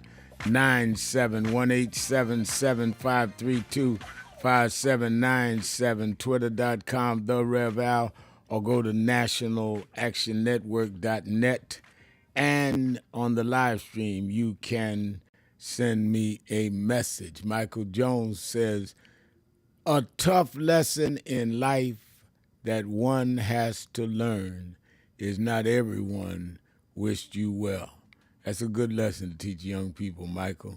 Absolutely right. Let me remind you, every Saturday and Sunday, and I know it's Wednesday, I'm working on guests already. I want people right in the thick of where this government fight is in terms of Elon Musk, in terms of layoffs, in terms of closing federal agencies. So I'm getting some of the top of the Senate and the Congress, some of the governors that'll be on this weekend. I want to also bring in another panel, deal with Black History Month. Make sure you watch Politics Nation with Al Sharpton live at 5 p.m. Eastern Time on MSNBC every Saturday and Sunday, live at 5 p.m. Eastern Time. MSNBC. You that are in New York area visiting or live in New York, New Jersey, Connecticut, meet me in Harlem for the Saturday Action Rally, 9 a.m. to 11 a.m. at the House of Justice, 145th Street and Lenox Avenue in the village of Harlem. You know, one lady and her husband came, I believe it was Saturday before last, from North Carolina. She said, you know, I kept hearing you say on the air about Saturday rally. I just wanted to come see New York and experience the Saturday rally, and I never thought I'd be so touched, inspired, and challenged. I said, that's why we do it every week. And I want you to keep coming and stay with us. You that are not in the New York area, you can watch it live on Impact Television. And get ready for the National Action Network Convention. You heard a brother out of Baltimore talking about they ready. I mean, there's no convention like it. It's free. We get the biggest names in the areas they're big for. I don't believe in just having celebrities to have celebrities. I have them. If you're a businessman, you are going to do the business panel. If you're an academician, that we going to cross the board. But we never fail to see you black, to have you blacks at their best, and whites that will address our issues, and Latinos. It's free. And this year is April 2nd through the 5th at the Sheraton Times Square. Sign up now. Be on the list now. So as we break down the participants, you are guaranteed a seat in the room. Before we have to, last year before last, we had to shut some workshops' doors, saying, nope, too late. Go see something else. So sign yourself in now since it's free. You have no excuse. All you have to do is go to www.nationalactionnetwork.net, www.nationalactionnetwork.net, or call the toll-free number. You can sign up over the phone at 1-877-626-4651, 1-877-626-4651. All right, let's go to Queen in Cincinnati, Ohio, the Buzz. Queen? How are you? I'm good. How are you? I'm good, and it's wonderful to talk to you. I'm telling you, every time you play you and James Brown, this Queen of Egypt almost fall out in the Holy Ghost. I said, now, wait a minute. You can be the Queen of Egypt and the Holy Ghost. I love it. I love it. Yes, sir. But my thing today on what to teach the children, I think I listened and watched James Brown movie, and he asked, did you do right by you? And that means a lot because, you know, we are taught taste not, touch not. We taught religion and tradition. We taught our African heritage and then our American inheritance. We have power to kill, steal, and destroy, but we have the power to love, encourage, and give hope. We the resurrection and we the revolution. We can make people love us like we can make people hate us. But at the end of it all, if you have not done right by you, you missed the mark. That's right. You missed the whole self-adventure. You miss everything because I've studied black history and studied white history, and I saw a lot of people do the will of God and do the work of God, but God also wants you to do right by you. The whole idea is for you to also have a life and that much more abundantly. So, you know, teach your children that we done been here before, we've done this before. Before you leave this earth, try to do something that to leave a mark, to make a change and to make a difference. But if you don't do nothing else, do right by you, and that's what keeping it real is. I love and it. I got one more thing to say. Go ahead. Don't marry no man or get with no man that tell you you don't deserve a box of chocolates or some candy or some flowers sometimes. I have two daughters, and believe me, I tell them the same thing. You know, if you got some feeling for me, love for me, or like for me, show me some sign. Any man that want to show you no sign, go on to the next thing. Thank you for your call. Let me go. Thank you, Queen. Always good to hear your voice. Let me go to Tommy in Chicago. Tommy, you're keeping it real with Al Sharpton. It is always an extreme pleasure to speak to Reverend Al Sharpton. I had the absolute ignorance to want to call this man on his show and began to spew my complete misunderstanding. This man would then challenge me to get involved and then call him back. Didn't cut me off, didn't cuss me out. The next time I would call this person on the phone, I would ask for his extreme. Would he forgive me? Because, see, first of all, if you don't know your history, if you don't understand that a black person in America, I don't care what generation you've lived in, have never had humanistic rights. If you don't understand truly who Hitler is, why you keep talking about Hitler? Because when the jig was up, when it was going to be absolutely clear that the people had been led astray, well, do you think it'd be interesting for these uninformed and ignorant people to understand and know the first people who killed not only himself but his entire family was Joseph Goebbels, the minister of propaganda? And then, Rev, let's just be crystal clear about something else. Too many other ethnics died. Too many other countries understood that America was the last thing standing. During that time in our history, America produced 62% of everything made in the world. This is the greatest country on the face of the earth. I don't care who you are, what you are. And I believed a cartoon character that said, if you wish upon a star, doesn't matter who you are. If you believe dreams come true, they will for you. That was Jiminy Cricket. And it was from another individual whose name was Walt Disney, an immigrant. And because of the white woman that he married who loved him, he loved her, she told him, baby, be quiet. I'll handle this, because of her position and her status. Why does everybody want to be the man? Why does no one want to follow? Why is the first thing our children do is go and ride or go and hide somewhere and have sex? Who will these people listen to? 3 people alive today. They won't listen to them. Watch this. Start with Todd Stroger, an elected official in the city of Chicago, the only politician who had a balanced book in a time when people were being laid off. Then come with Tim Duncan. No, LaShawn Ford. I'm sorry. I may have said his name. I hope they forgive me, but they know I love him. And then the best one of all, Rev, Senator Roland Burrs. And let me not forget the trump card. In case them 3 ain't enough for you, include yourself. All alive, all telling for decades. All of it was there. You're talking about the spook who sat by the door. There is no more patience for these individuals. So let's just do it what you would do, Rev. So if you didn't know, now you know. Because watch this. Evil gives no quarter. Evil don't care what you understand. Evil only knows one thing: kill, steal, and destroy. And it comes in all shapes, all sizes, and most importantly, uninformed people, all colors. Who will you listen to? Goodbye. All right. Thank you for your call. Wow. That was a lot to really hear and digest.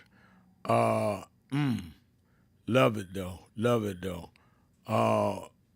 Let me go to Gary in Philadelphia. Gary. Good day, Reverend Al. Good day, Word Family, and good day, young people that are listening, because you have to have them to listen to hear what we're trying to give them. Right. So one thing that I wanted to say is the rent that you pay on earth is service to others. The rent you pay on earth is service to others, to the young people. Sit and visit with an elder in the family or a neighbor that can give you some wisdom from their experience. It doesn't matter what age they might be, but as long as they're an elder, which they're older than you, and then you would learn, like I learned from my grandmother who lived to be 101 years old, who's now my ancestor, and she told me, fools travel roads most traveled by. Wise men travel roads less traveled by. Fools travel roads most traveled by. Wise men travel roads less traveled by. Create your own path. Do not follow the. She was telling me about a young kid on the street that was doing everything under the sun. And if I wanted to follow him, then I would end up like him. So we have to learn how to create our own paths in life and make sure that we stay in the path and make sure we sit with an elder and also visit an elder and help them. Love it. So that's the thing that I really want to say. Love it. I love it. Thank you for your call. Let's take a break. Be right back. Keeping it real. Sharpton. Be right back. So who is Al Sharpton anyway? Who is this 33-year-old preacher without a church? A number of black New Yorkers as well. He is little more than a pudgy exhibitionist who can be counted on to show up, bullhorn in hand, at every racial incident.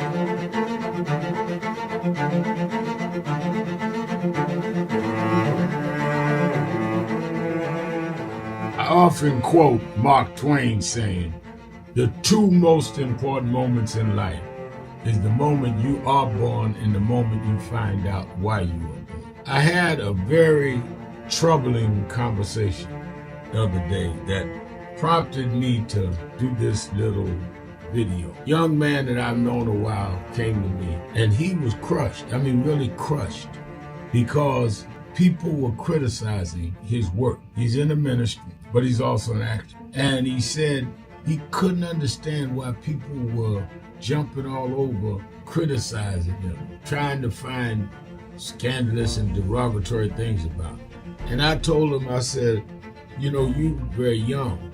You don't know the road I've traveled. They called me everything but a child of God. A blabbermouth, a loudmouth, too flamboyant, an agitator, a racist, I had to learn. Right. I was not defined by how others saw me. I was defined by how I saw myself and whether I was being true to myself. Some of you watching this don't like me. And it doesn't matter as long as I know what I'm doing. And I like me for being real.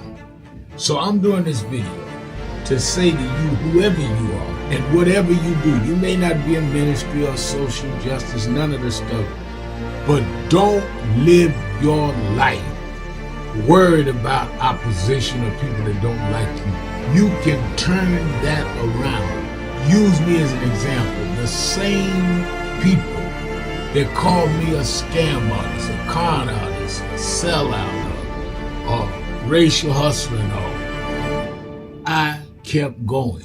And the people I respected started respecting and publicly embracing my work. When Coretta Scott King, the widow of Dr. Martin Luther King Jr., had this to say about Al Sharpton. A leader who has protested injustice with a passionate, unrelenting commitment to nonviolent action in the spirit and tradition of Martin Luther King Jr. And I am talking about your leader, our leader, the Reverend Al Sharpton. The other thing that hasn't changed is the National Action Network's commitment to fight injustice and inequality here in New York City and across America. And that's not only a testament to Reverend Sharpton, it's a testament to all of you who are here tonight. First and foremost, to Reverend Sharpton. I saw him when he first came on the scene, and I have marveled at his tenacity, at the development of his intellect, and his devotion to our movement, and much he has contributed to the world we are experiencing. I am honored, and I must say that when I had my debate with Dr. King on the issue of the church and religion, he didn't warn me that after his departure, his space would be filled by another preacher, and that preacher would be Al Sharpton. All you want in life is people that matter to you to say you did all right. And more important, that you can look in the mirror and say you did all right. Thank you, Rev. Thanks for that introduction. Look, we've known each other for a long time. I'm grateful not only for your leadership and partnership, but quite frankly, more importantly, for your friendship. And thanks to all of you, members of our nation's most important civil rights organization. You have been, over all of your years, such an extraordinary leader. You are a voice of truth, a voice of conscience, a voice of practicality around what we must address and what we can do. And I thank you so much for your friendship. I remember that most of the youth around Al's age, he was about 12, wanted to be like Connie Hawkins, a great basketball player, legend, or Earl the Pearl, or Clyde Frazier. Al wanted to be like Adam Powell, a powerful preacher with a social justice gospel. He was very close to, at that time, to Reverend William Augustus Jones, powerful preacher and social justice advocate, and Reverend Gardner Taylor State right down the street, and Bishop Washington, whose church he came from, and Reverend Sandy Ray. He wanted to be like these giant preachers. He wanted them to have the edge, however, of the King's social justice dimension. He wanted to be like them. Now he's one of them. Perhaps taller than most of them because of the risks he has taken and the reward God has given him with his gift. I remember so well that I first escorted him to jail. He was around 13 years old. Went to jail fighting the ANP. He was in the lineage of our struggle. He grew up in it. We didn't just see him on TV one night. He didn't happen. He came bottom up, not top down.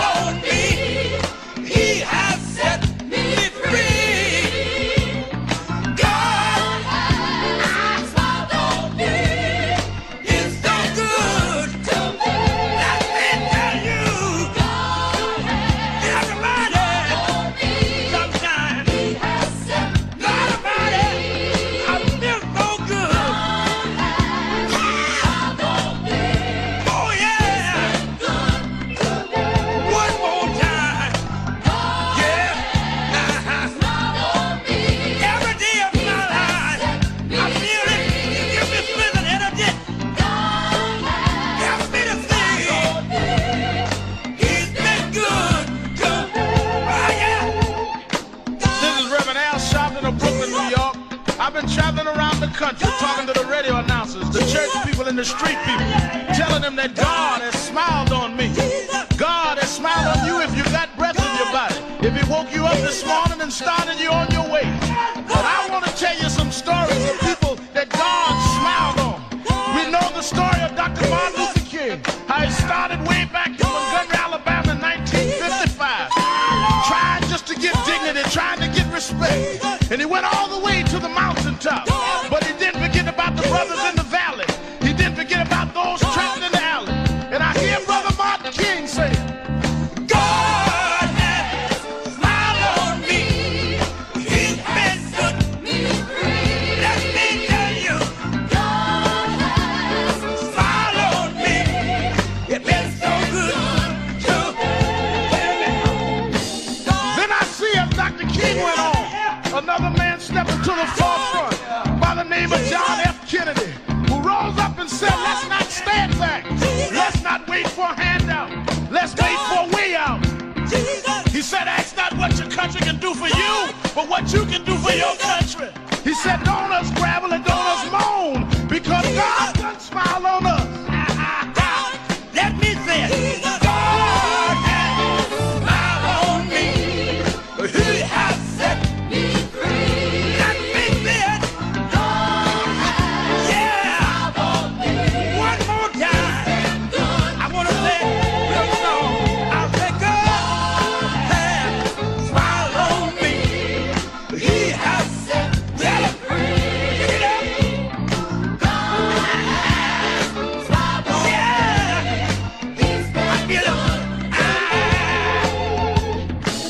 Then I went on by backstage at the Apollo Theater and I saw a man come out.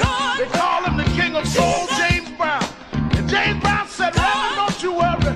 I started out as a shoe shine boy.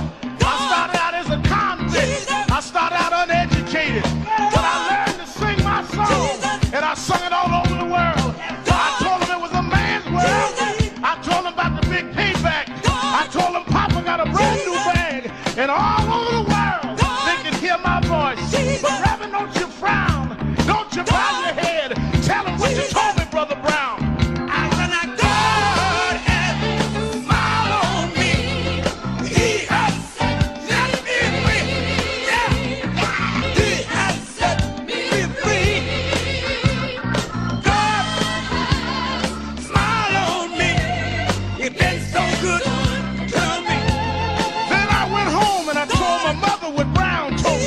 And she said, son, even though we don't have much, we don't need relief. All we need is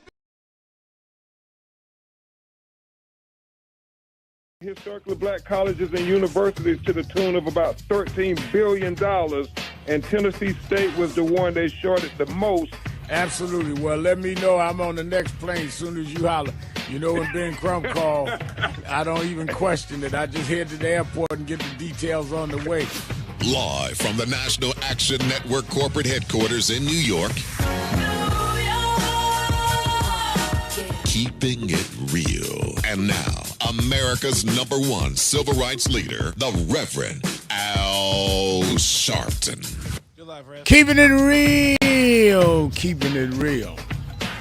I am your host, Reverend Al Sharpton.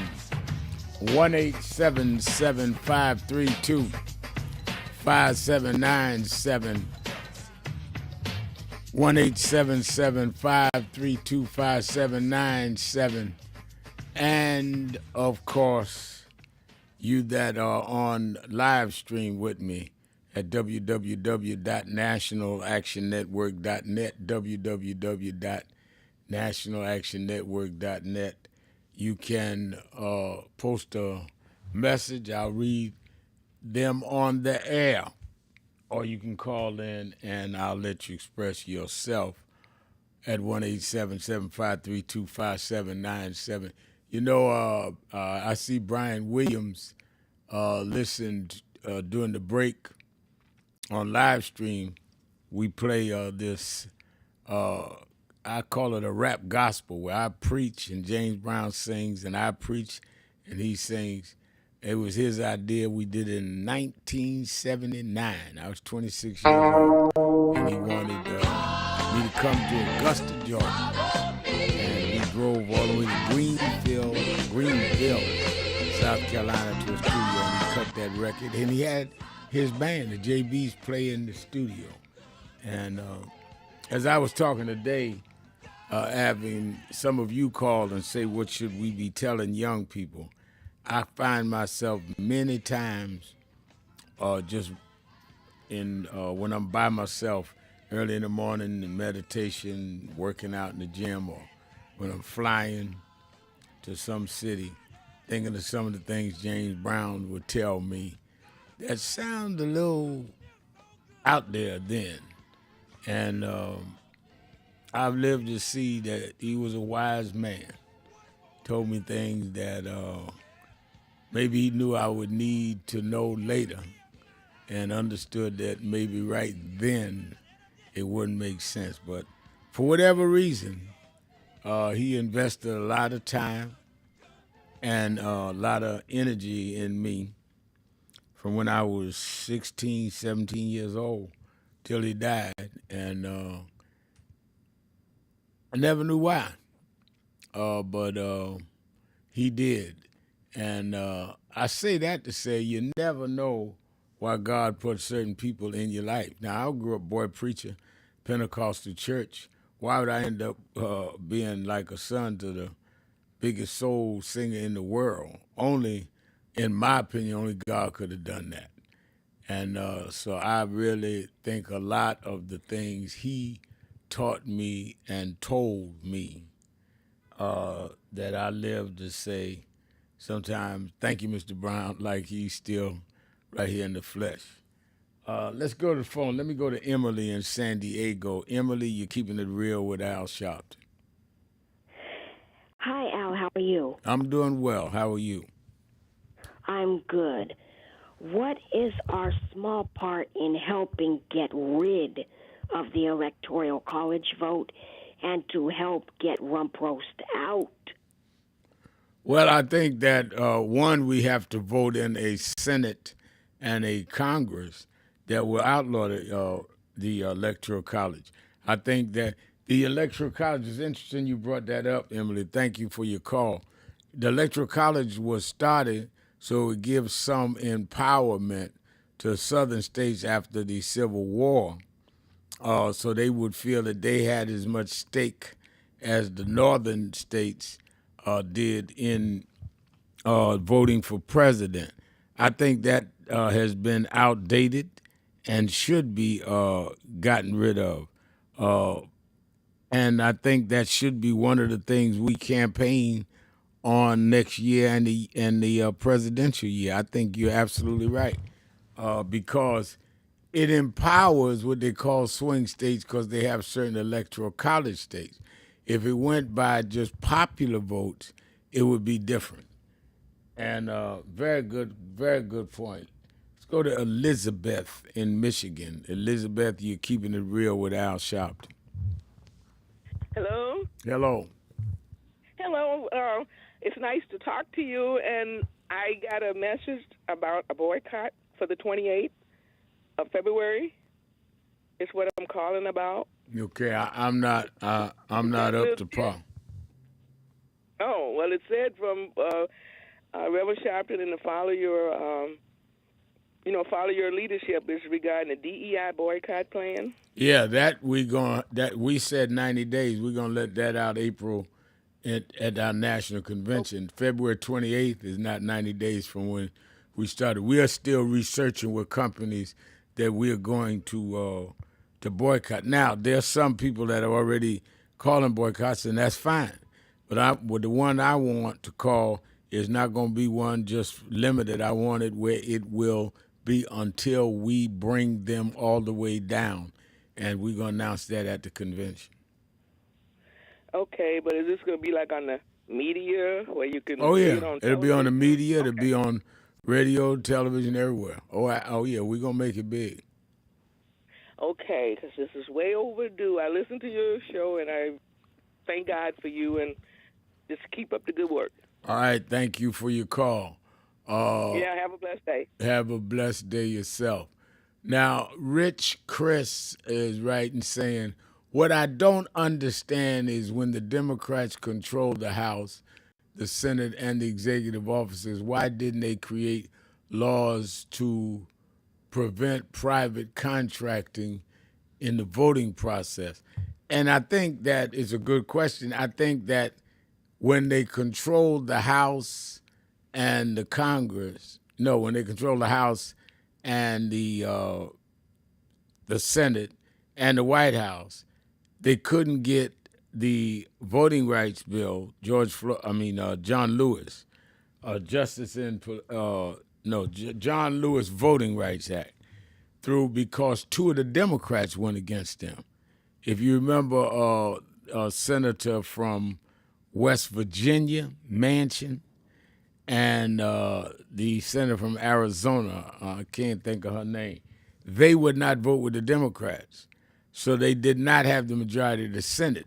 They would have carried that bill if they just had those two, because they had enough in the House passed it. The White House, Biden was with it. That's why we've got to really bear down on this voting problem. You asked an excellent question. And we have a chance to turn it around next year. And if we turn it around in next year's vote and make it a real victory, putting the Democrats back in the majority in the House, which would then make Hakeem Jeffries the Speaker. The power of the Speaker is enormous. They decide what hearings happen. They decide who chairs subcommittees. They decide a lot of things that needs to be in our grasp.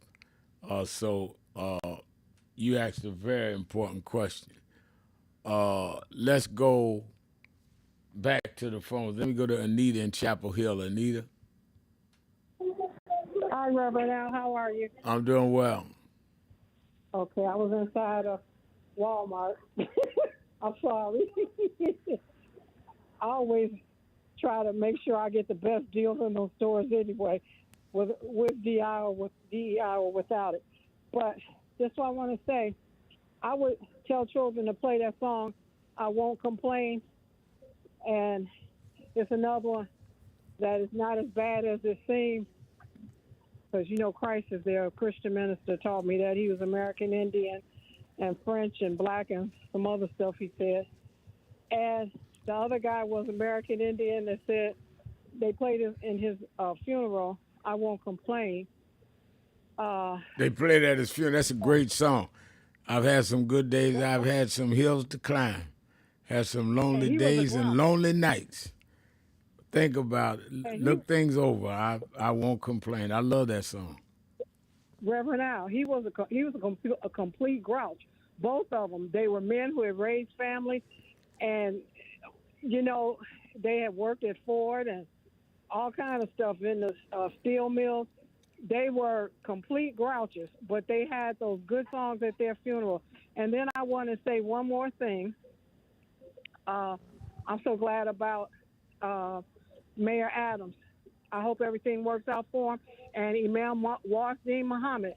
It couldn't have been 2 weeks before he passed. I saw him at work, and he told me that he didn't. I said, Imam Muhammad, you look like you don't feel well. He said, yes, it's my diabetes, and he was gone in 2 weeks. And I said, well, what do you? Before I got to that, I asked him. I said, well, what do you want? You gonna say anything about the Middle East? And he said, no, you say it.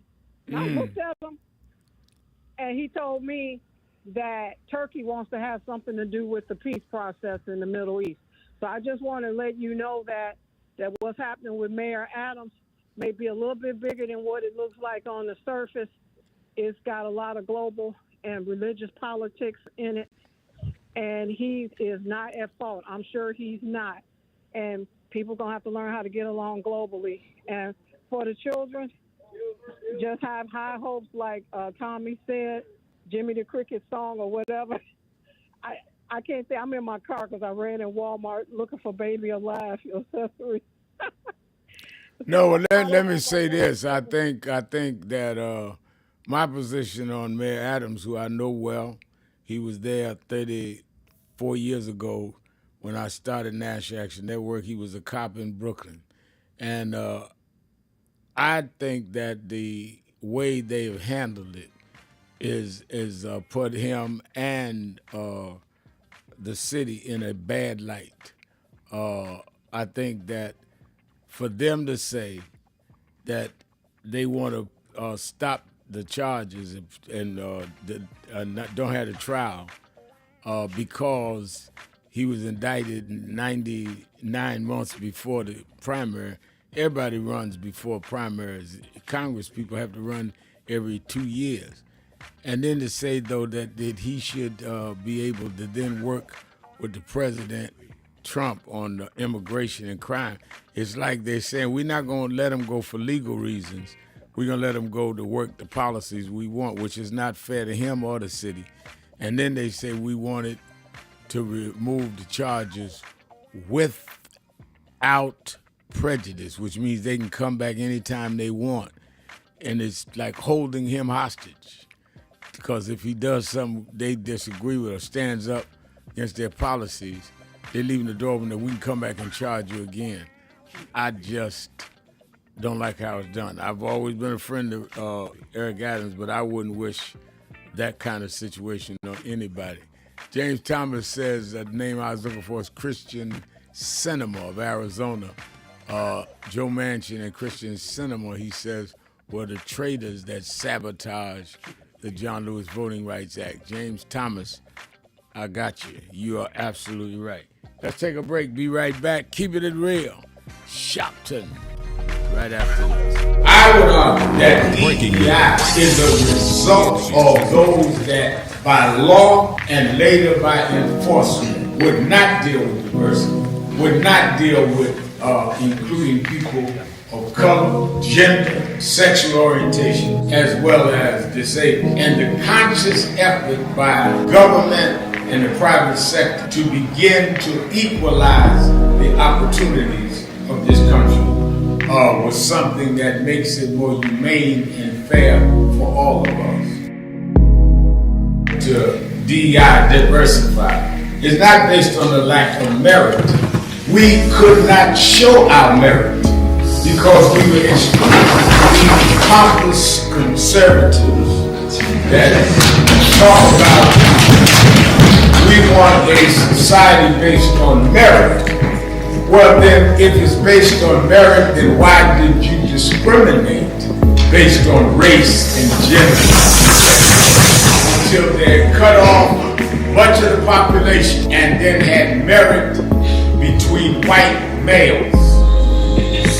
That was what they meant, not marriage. Let's have real marriage, but let's also make up the ground that those of us with merit was not able to complete.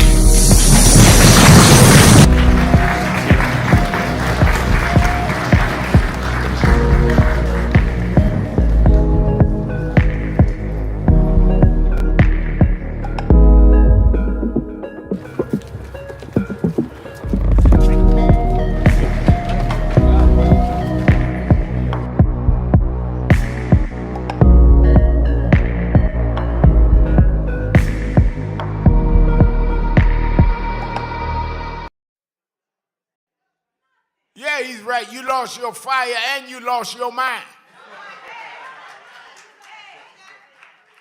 We got 60 blacks in the Congress. Black mayors all over the country. And you standing around talking about, I don't know why Sharpton talk about boycotting. When we had no people in Congress, when we had no black mayors, we shut down bus companies. We shut down Woolworths. We shut down A&P because we had dignity and we had pride and we had integrity, but you've lost that.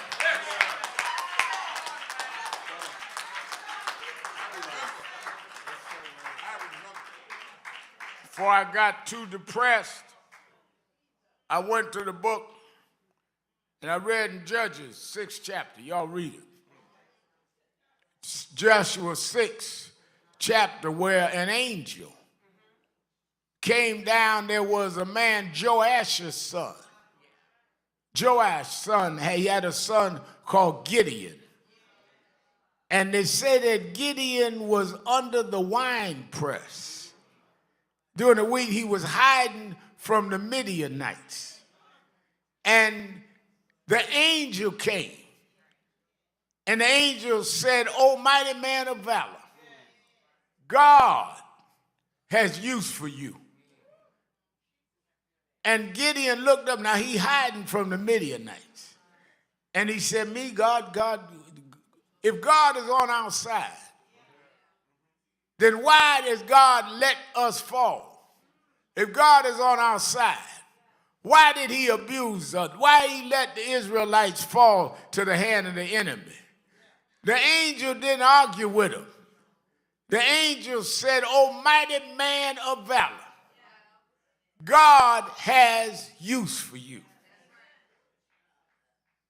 And finally, Gideon got into this back and forth. Well, y'all know the story. Lay out the fleece, see if there's water on the fleece. Lay out the fleece, see if the ground. After he was convinced, he stood up. My point is that God always calls on people that are questioning whether they're qualified.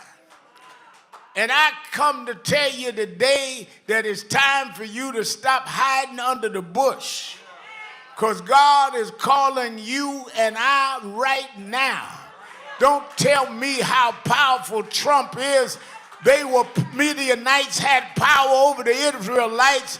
God took a boy from under the wine press and defeated the Midianites. The same God that stood up for Gideon, the same God that liberated the Israelites, the same God is still on the throne. If you stand up, he'll hold you up.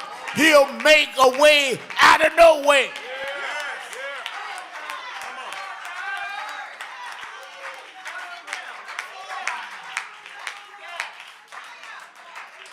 You're hiding under the wine press, hoping they don't see you. You hiding because you lost your faith. You hiding because you don't think you can do nothing. You lost one election, so you done lost your mind. Oh, Trump's in. What we gonna do now? What we always did.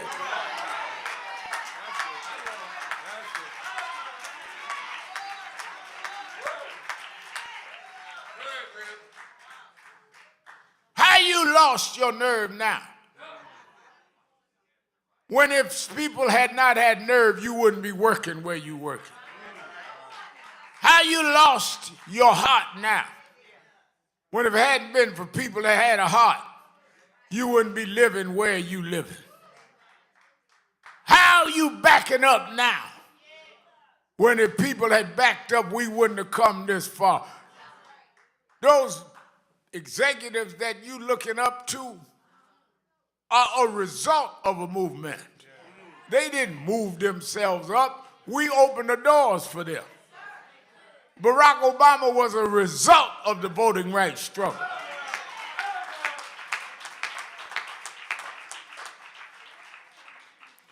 But you've got, that's why DeSantis and them want to erase black history. They don't want you or their children to know the history. The history is that we came with nothing, stripped of our names, stripped of our families, stripped of any kind of, any association with dignity. But yet somehow we took King James's Bible and turned them verses around and said, I don't know who King James was talking about, but I know the God he was referring to. And that God meant that the first would be last, and the last would be first, and the lion and the lamb will lay down together. I know God will make a way somehow.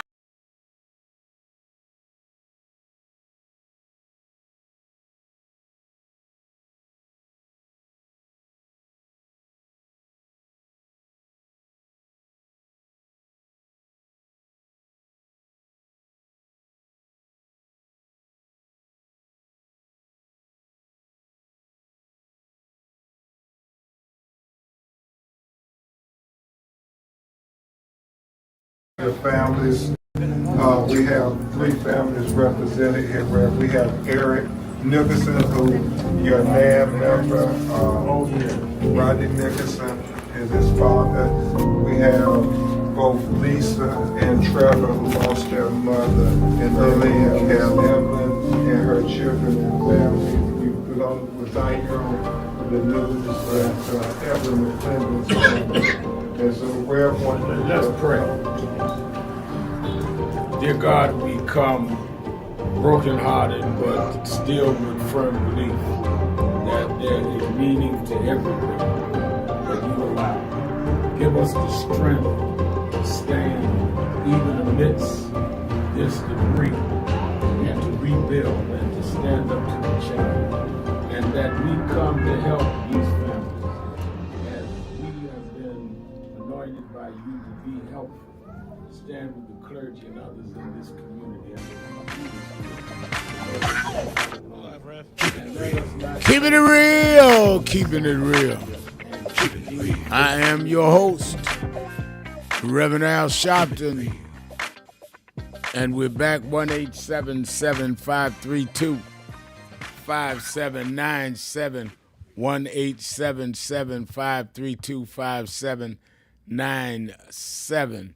And I've asked today, and I've gotten some pretty good answers, both from people posting messages on my live stream page at www.National Action Network, and people that have called in on what is the best advice you would give young people. I spoke last night at Yale University. It made me think a lot about how we assume a lot of young people know what we've never told them, and that they have lessons that they were never taught. Now, I'm not saying all of them are open to it, but some of them are. And what should we tell them? And very interesting. 1-877-532-5797. I wonder what lessons or what things you were told when you were young that stuck with you, that made you remember even now that you're older. Very, very interesting. Let's go to Alex in Atlanta, Georgia, WAOK. Alex? Hey, yes, sir, Rev. How you doing today, sir? I'm doing well. How are you? Good. I'm good. Hey, regarding that message, I was brought up, raised by some FOI members. Okay. So I was always raised to be mindful, be careful, and keep your head on the swivel, and don't take anything certain people do for granted. I lost close to $2.5 million in the athletic process after I learned what that was all about. I mean, I gained a lot of money back because I was a pretty decent athlete, but at the same time, I was made aware of these things could happen because they free your intelligence, they free your athleticism, and things of that nature. So being raised that way, I was always mindful, especially after I saw Roots back in the day. I was always mindful of what was possibly to come. I was always told that this time was going to come. So sort of not prepared, but prepared and understand what's going on. As I tell my three children, two grown daughters and a grown son, throughout life, to prepare for these type of moments. They didn't really want to believe me because they didn't have to go through what we went through. Right. And now they see and they understand what's ahead. And I tell them, jump on an organization like NAN, a black gun organization, just for protection and practicing and training. Always be involved and stay prepared for the worst. I said, believing in God is good, believing in Allah is good. But I always told them, if you look at what happened to the enslaved, if you look at what happened to the discrimination and racism through the years, those things work for those people because I don't think we really listen to who our God actually is within ourselves. I always say in the image and the likeness. Always in the image and the likeness. Do what you need to do to protect yourself, protect your family and friends. And now, how do young people respond when you tell them that? What is the reaction you get? Do you get argument? Do you get doubt? Do you get cynicism? Or do they really seem interested in listening? in some cases, because I coach train and I help develop kids grade school too, in some instances, their parents and themselves, they're not really paying attention because I guess today's society or the last generation society is more into quick fixes, things of that nature. Mm-hmm. They don't understand the complexities of really learning, really reading, and understanding between the difference of friend and a foe, whether they're black, white, green, or yellow. So I get a lot of pushback right now because like I'm in those areas where I coach, train, and develop. They're starting to come around and say, wow, they call me G. Oh, wow, G, I really understand. I really get what you were trying to say. And they ask me, well, how do we prepare? And I tell them the same thing that I told my kids. Stay with your head on the swivel. Stay learn. Make sure you read.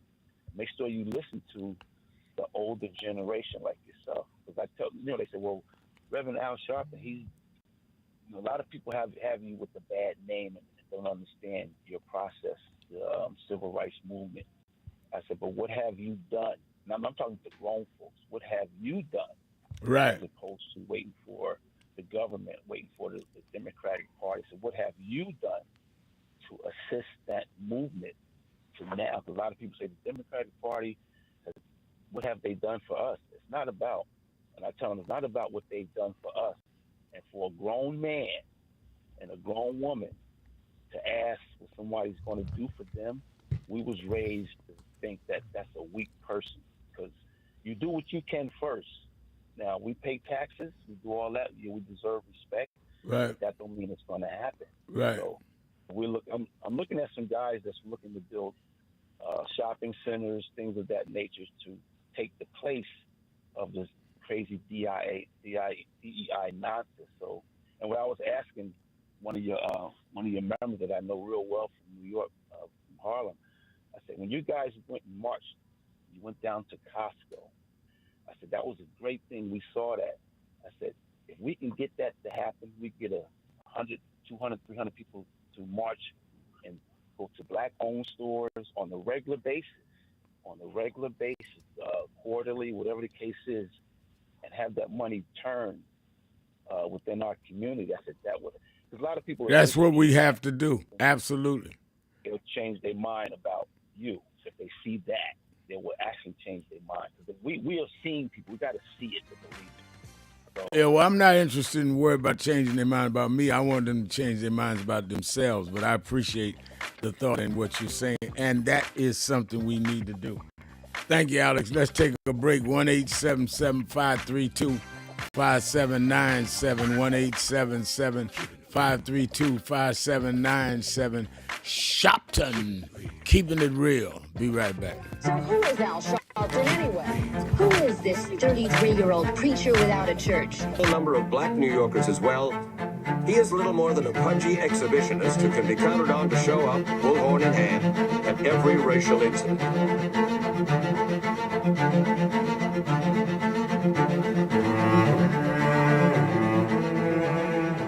I often quote Mark Twain saying, the two most important moments in life is the moment you are born and the moment you find out why you are born.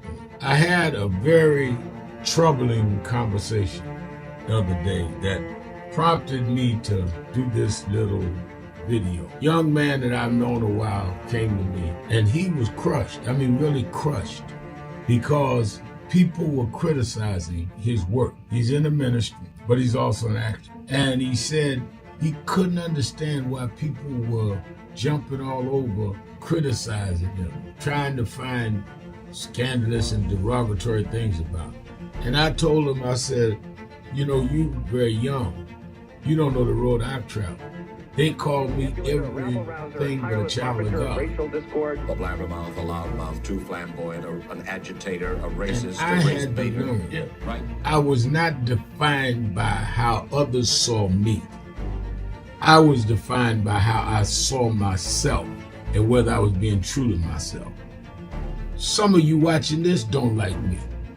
And it doesn't matter as long as I know what I'm doing. And I like me for being real. So I'm doing this video to say to you, whoever you are and whatever you do, you may not be in ministry or social justice, none of this stuff, but don't live your life worried about opposition or people that don't like you. You can turn that around. Use me as an example. The same people that called me a scam artist, a con artist, a sellout, or racial hustler and all, I kept going. And the people I respected started respecting and publicly embracing my work. When Coretta Scott King, the widow of Dr. Martin Luther King Jr., had this to say about Al Sharpton. A leader who has protested injustice with a passionate, unrelenting commitment to nonviolent action in the spirit and tradition of Martin Luther King Jr. And I am talking about your leader, our leader, the Reverend Al Sharpton. The other thing that hasn't changed is the National Action Network's commitment to fight injustice and inequality here in New York City and across America. And that's not only a testament to Reverend Sharpton, it's a testament to all of you who are here tonight. First and foremost, to Reverend Sharpton.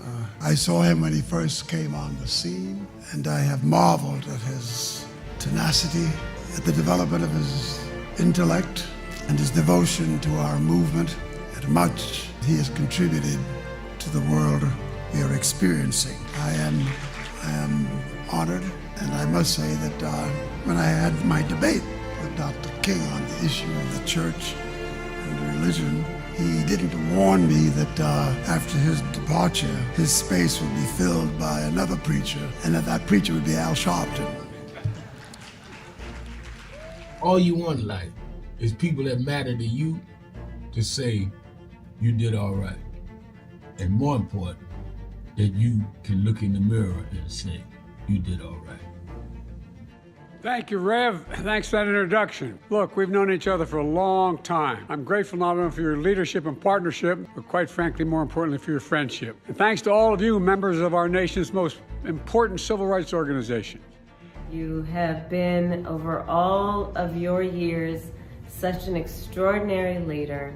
You are a voice of truth, a voice of conscience, a voice of practicality around what we must address and what we can do.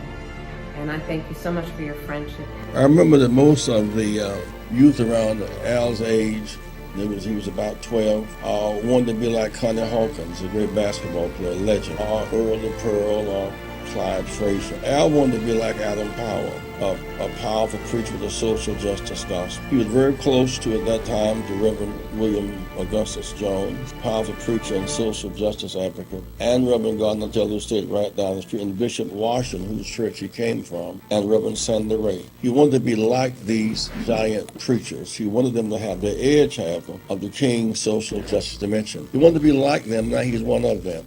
Perhaps taller than most of them because of the risks he has taken and the reward God has given him with his gift. I remember so well that first escorted him to jail. He was around 13 years old. Went to jail fighting the ANP. He was in the lineage of our struggle. He grew up in it. We didn't just see him on TV one night. He didn't happen. He came bottom up, not top down.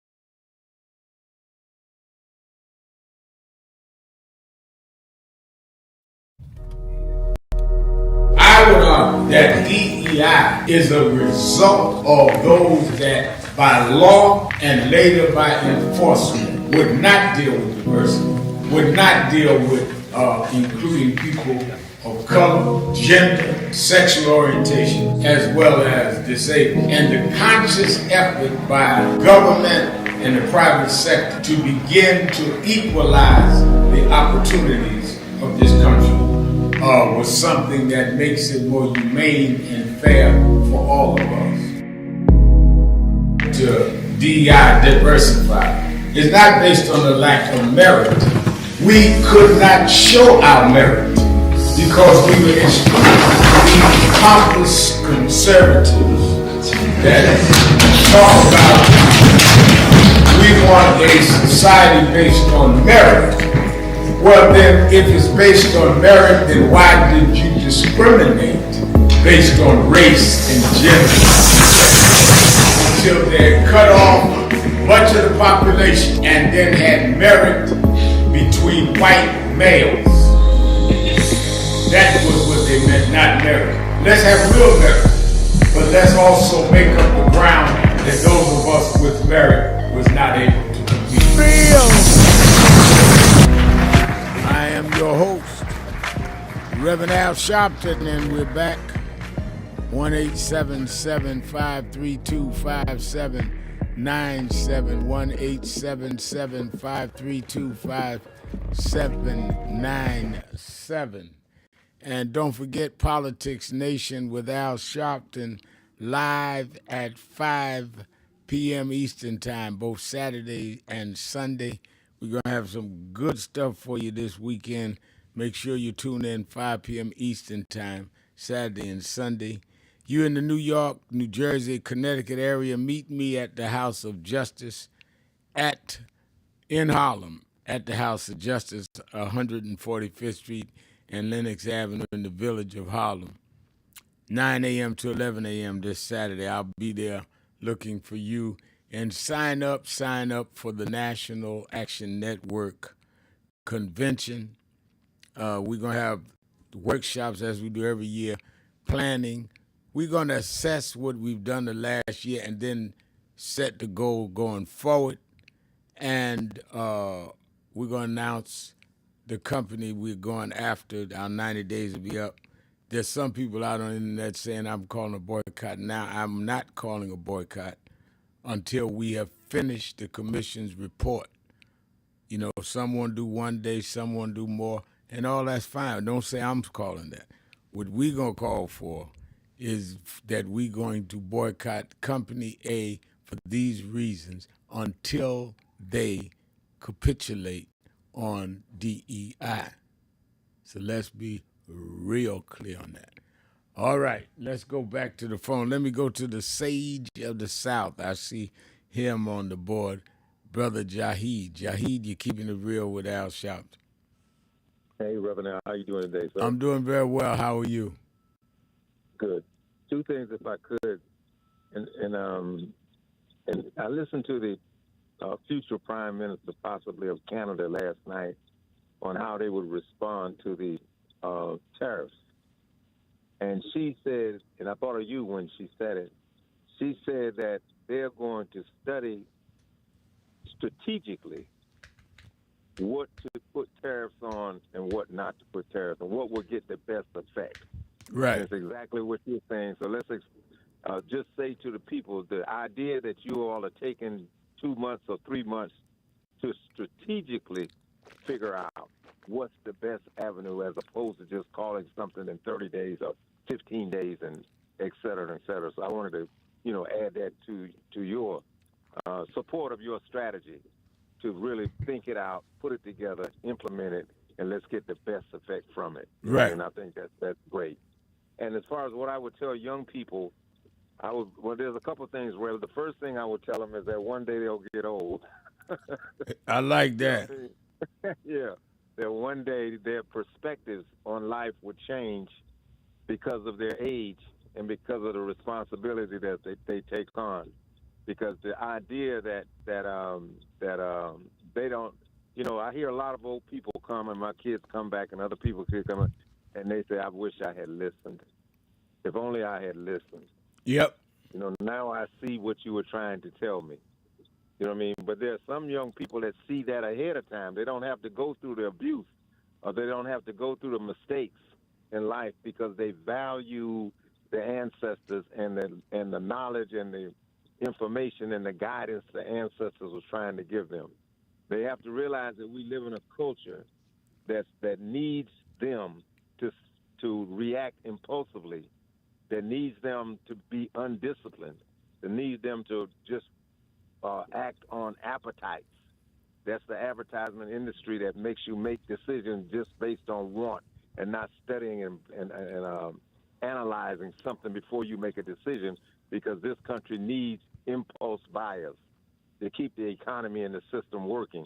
So I would say to them that don't allow them to separate you from your elders and the wisdom that the elders were trying to teach you, because the elder, you know how they tell us, man, that's old school. Right. But they didn't understand what the elders was trying to tell them was principles of life. It had nothing to do with old or new. The earth been here for a long time. Right. And people have been living on the earth for a long time.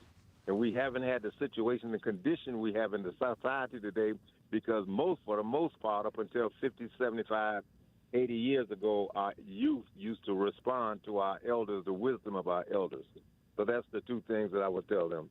You're going to get old one day, and that you should not allow them to separate you from the wisdom of your ancestors with this concept of old school, new school. Because once we analyze new school and see the consequences of new school over the past 30 to 40 years, it's devastating to our community. It has definitely been that. Thank you for that. So that's what I would say. Thanks, Ray. Appreciate it. Thank you for that. It reminded me, I was saying earlier, James Brown gave me a lot of advice, a lot of wisdom.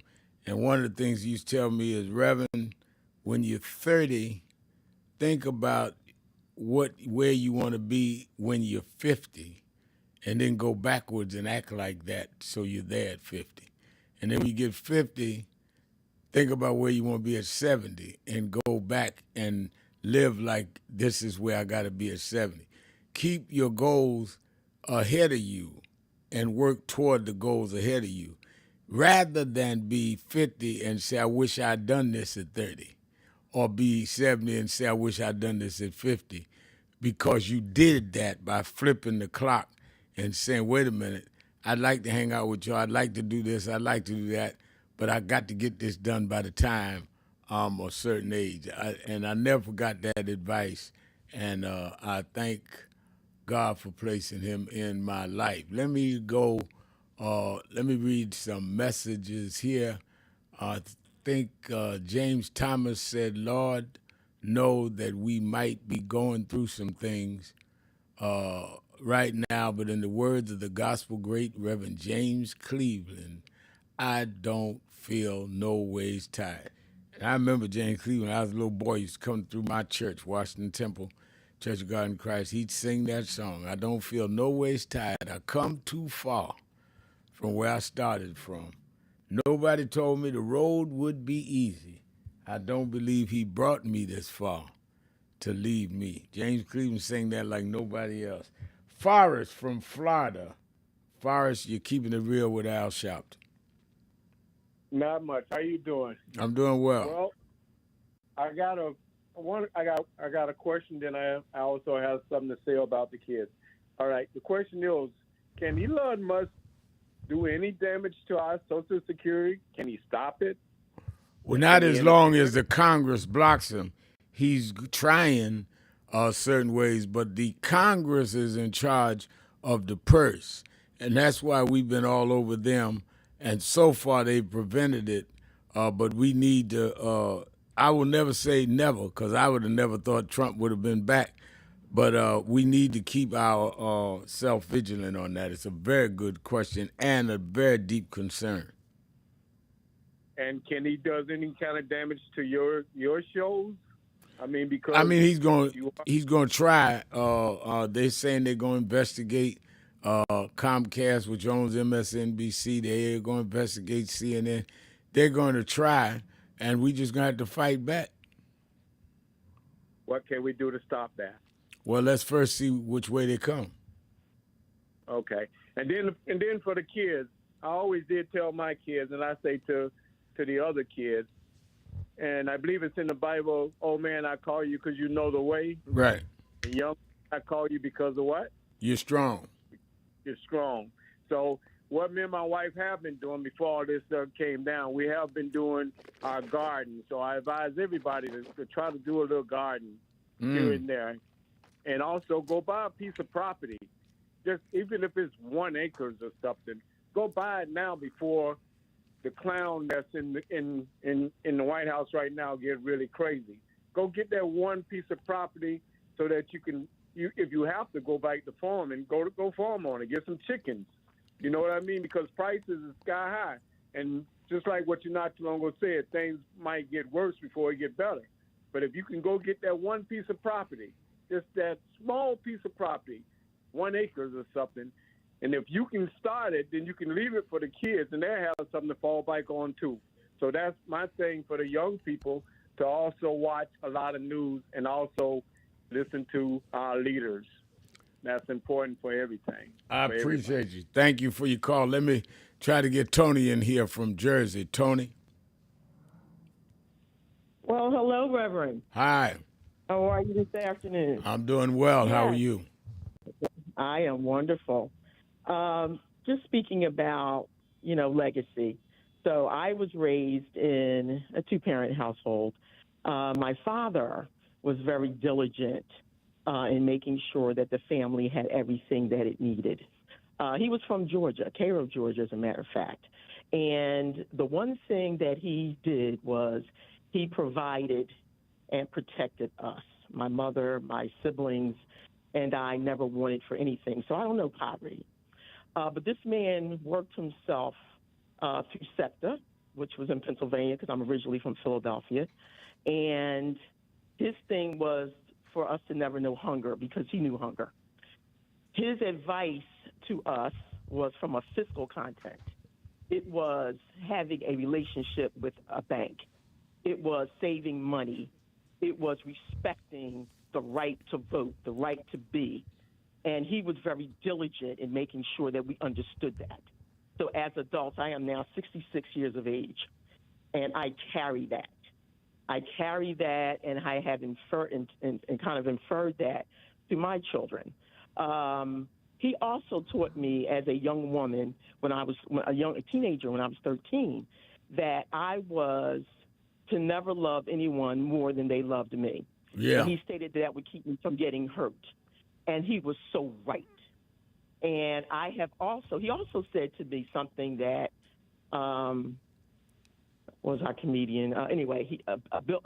Steve Harvey, when he stated that, we should always act like ladies, but carry ourselves as ladies, but think like a man. Yeah. He taught me that when I was 13 years of age.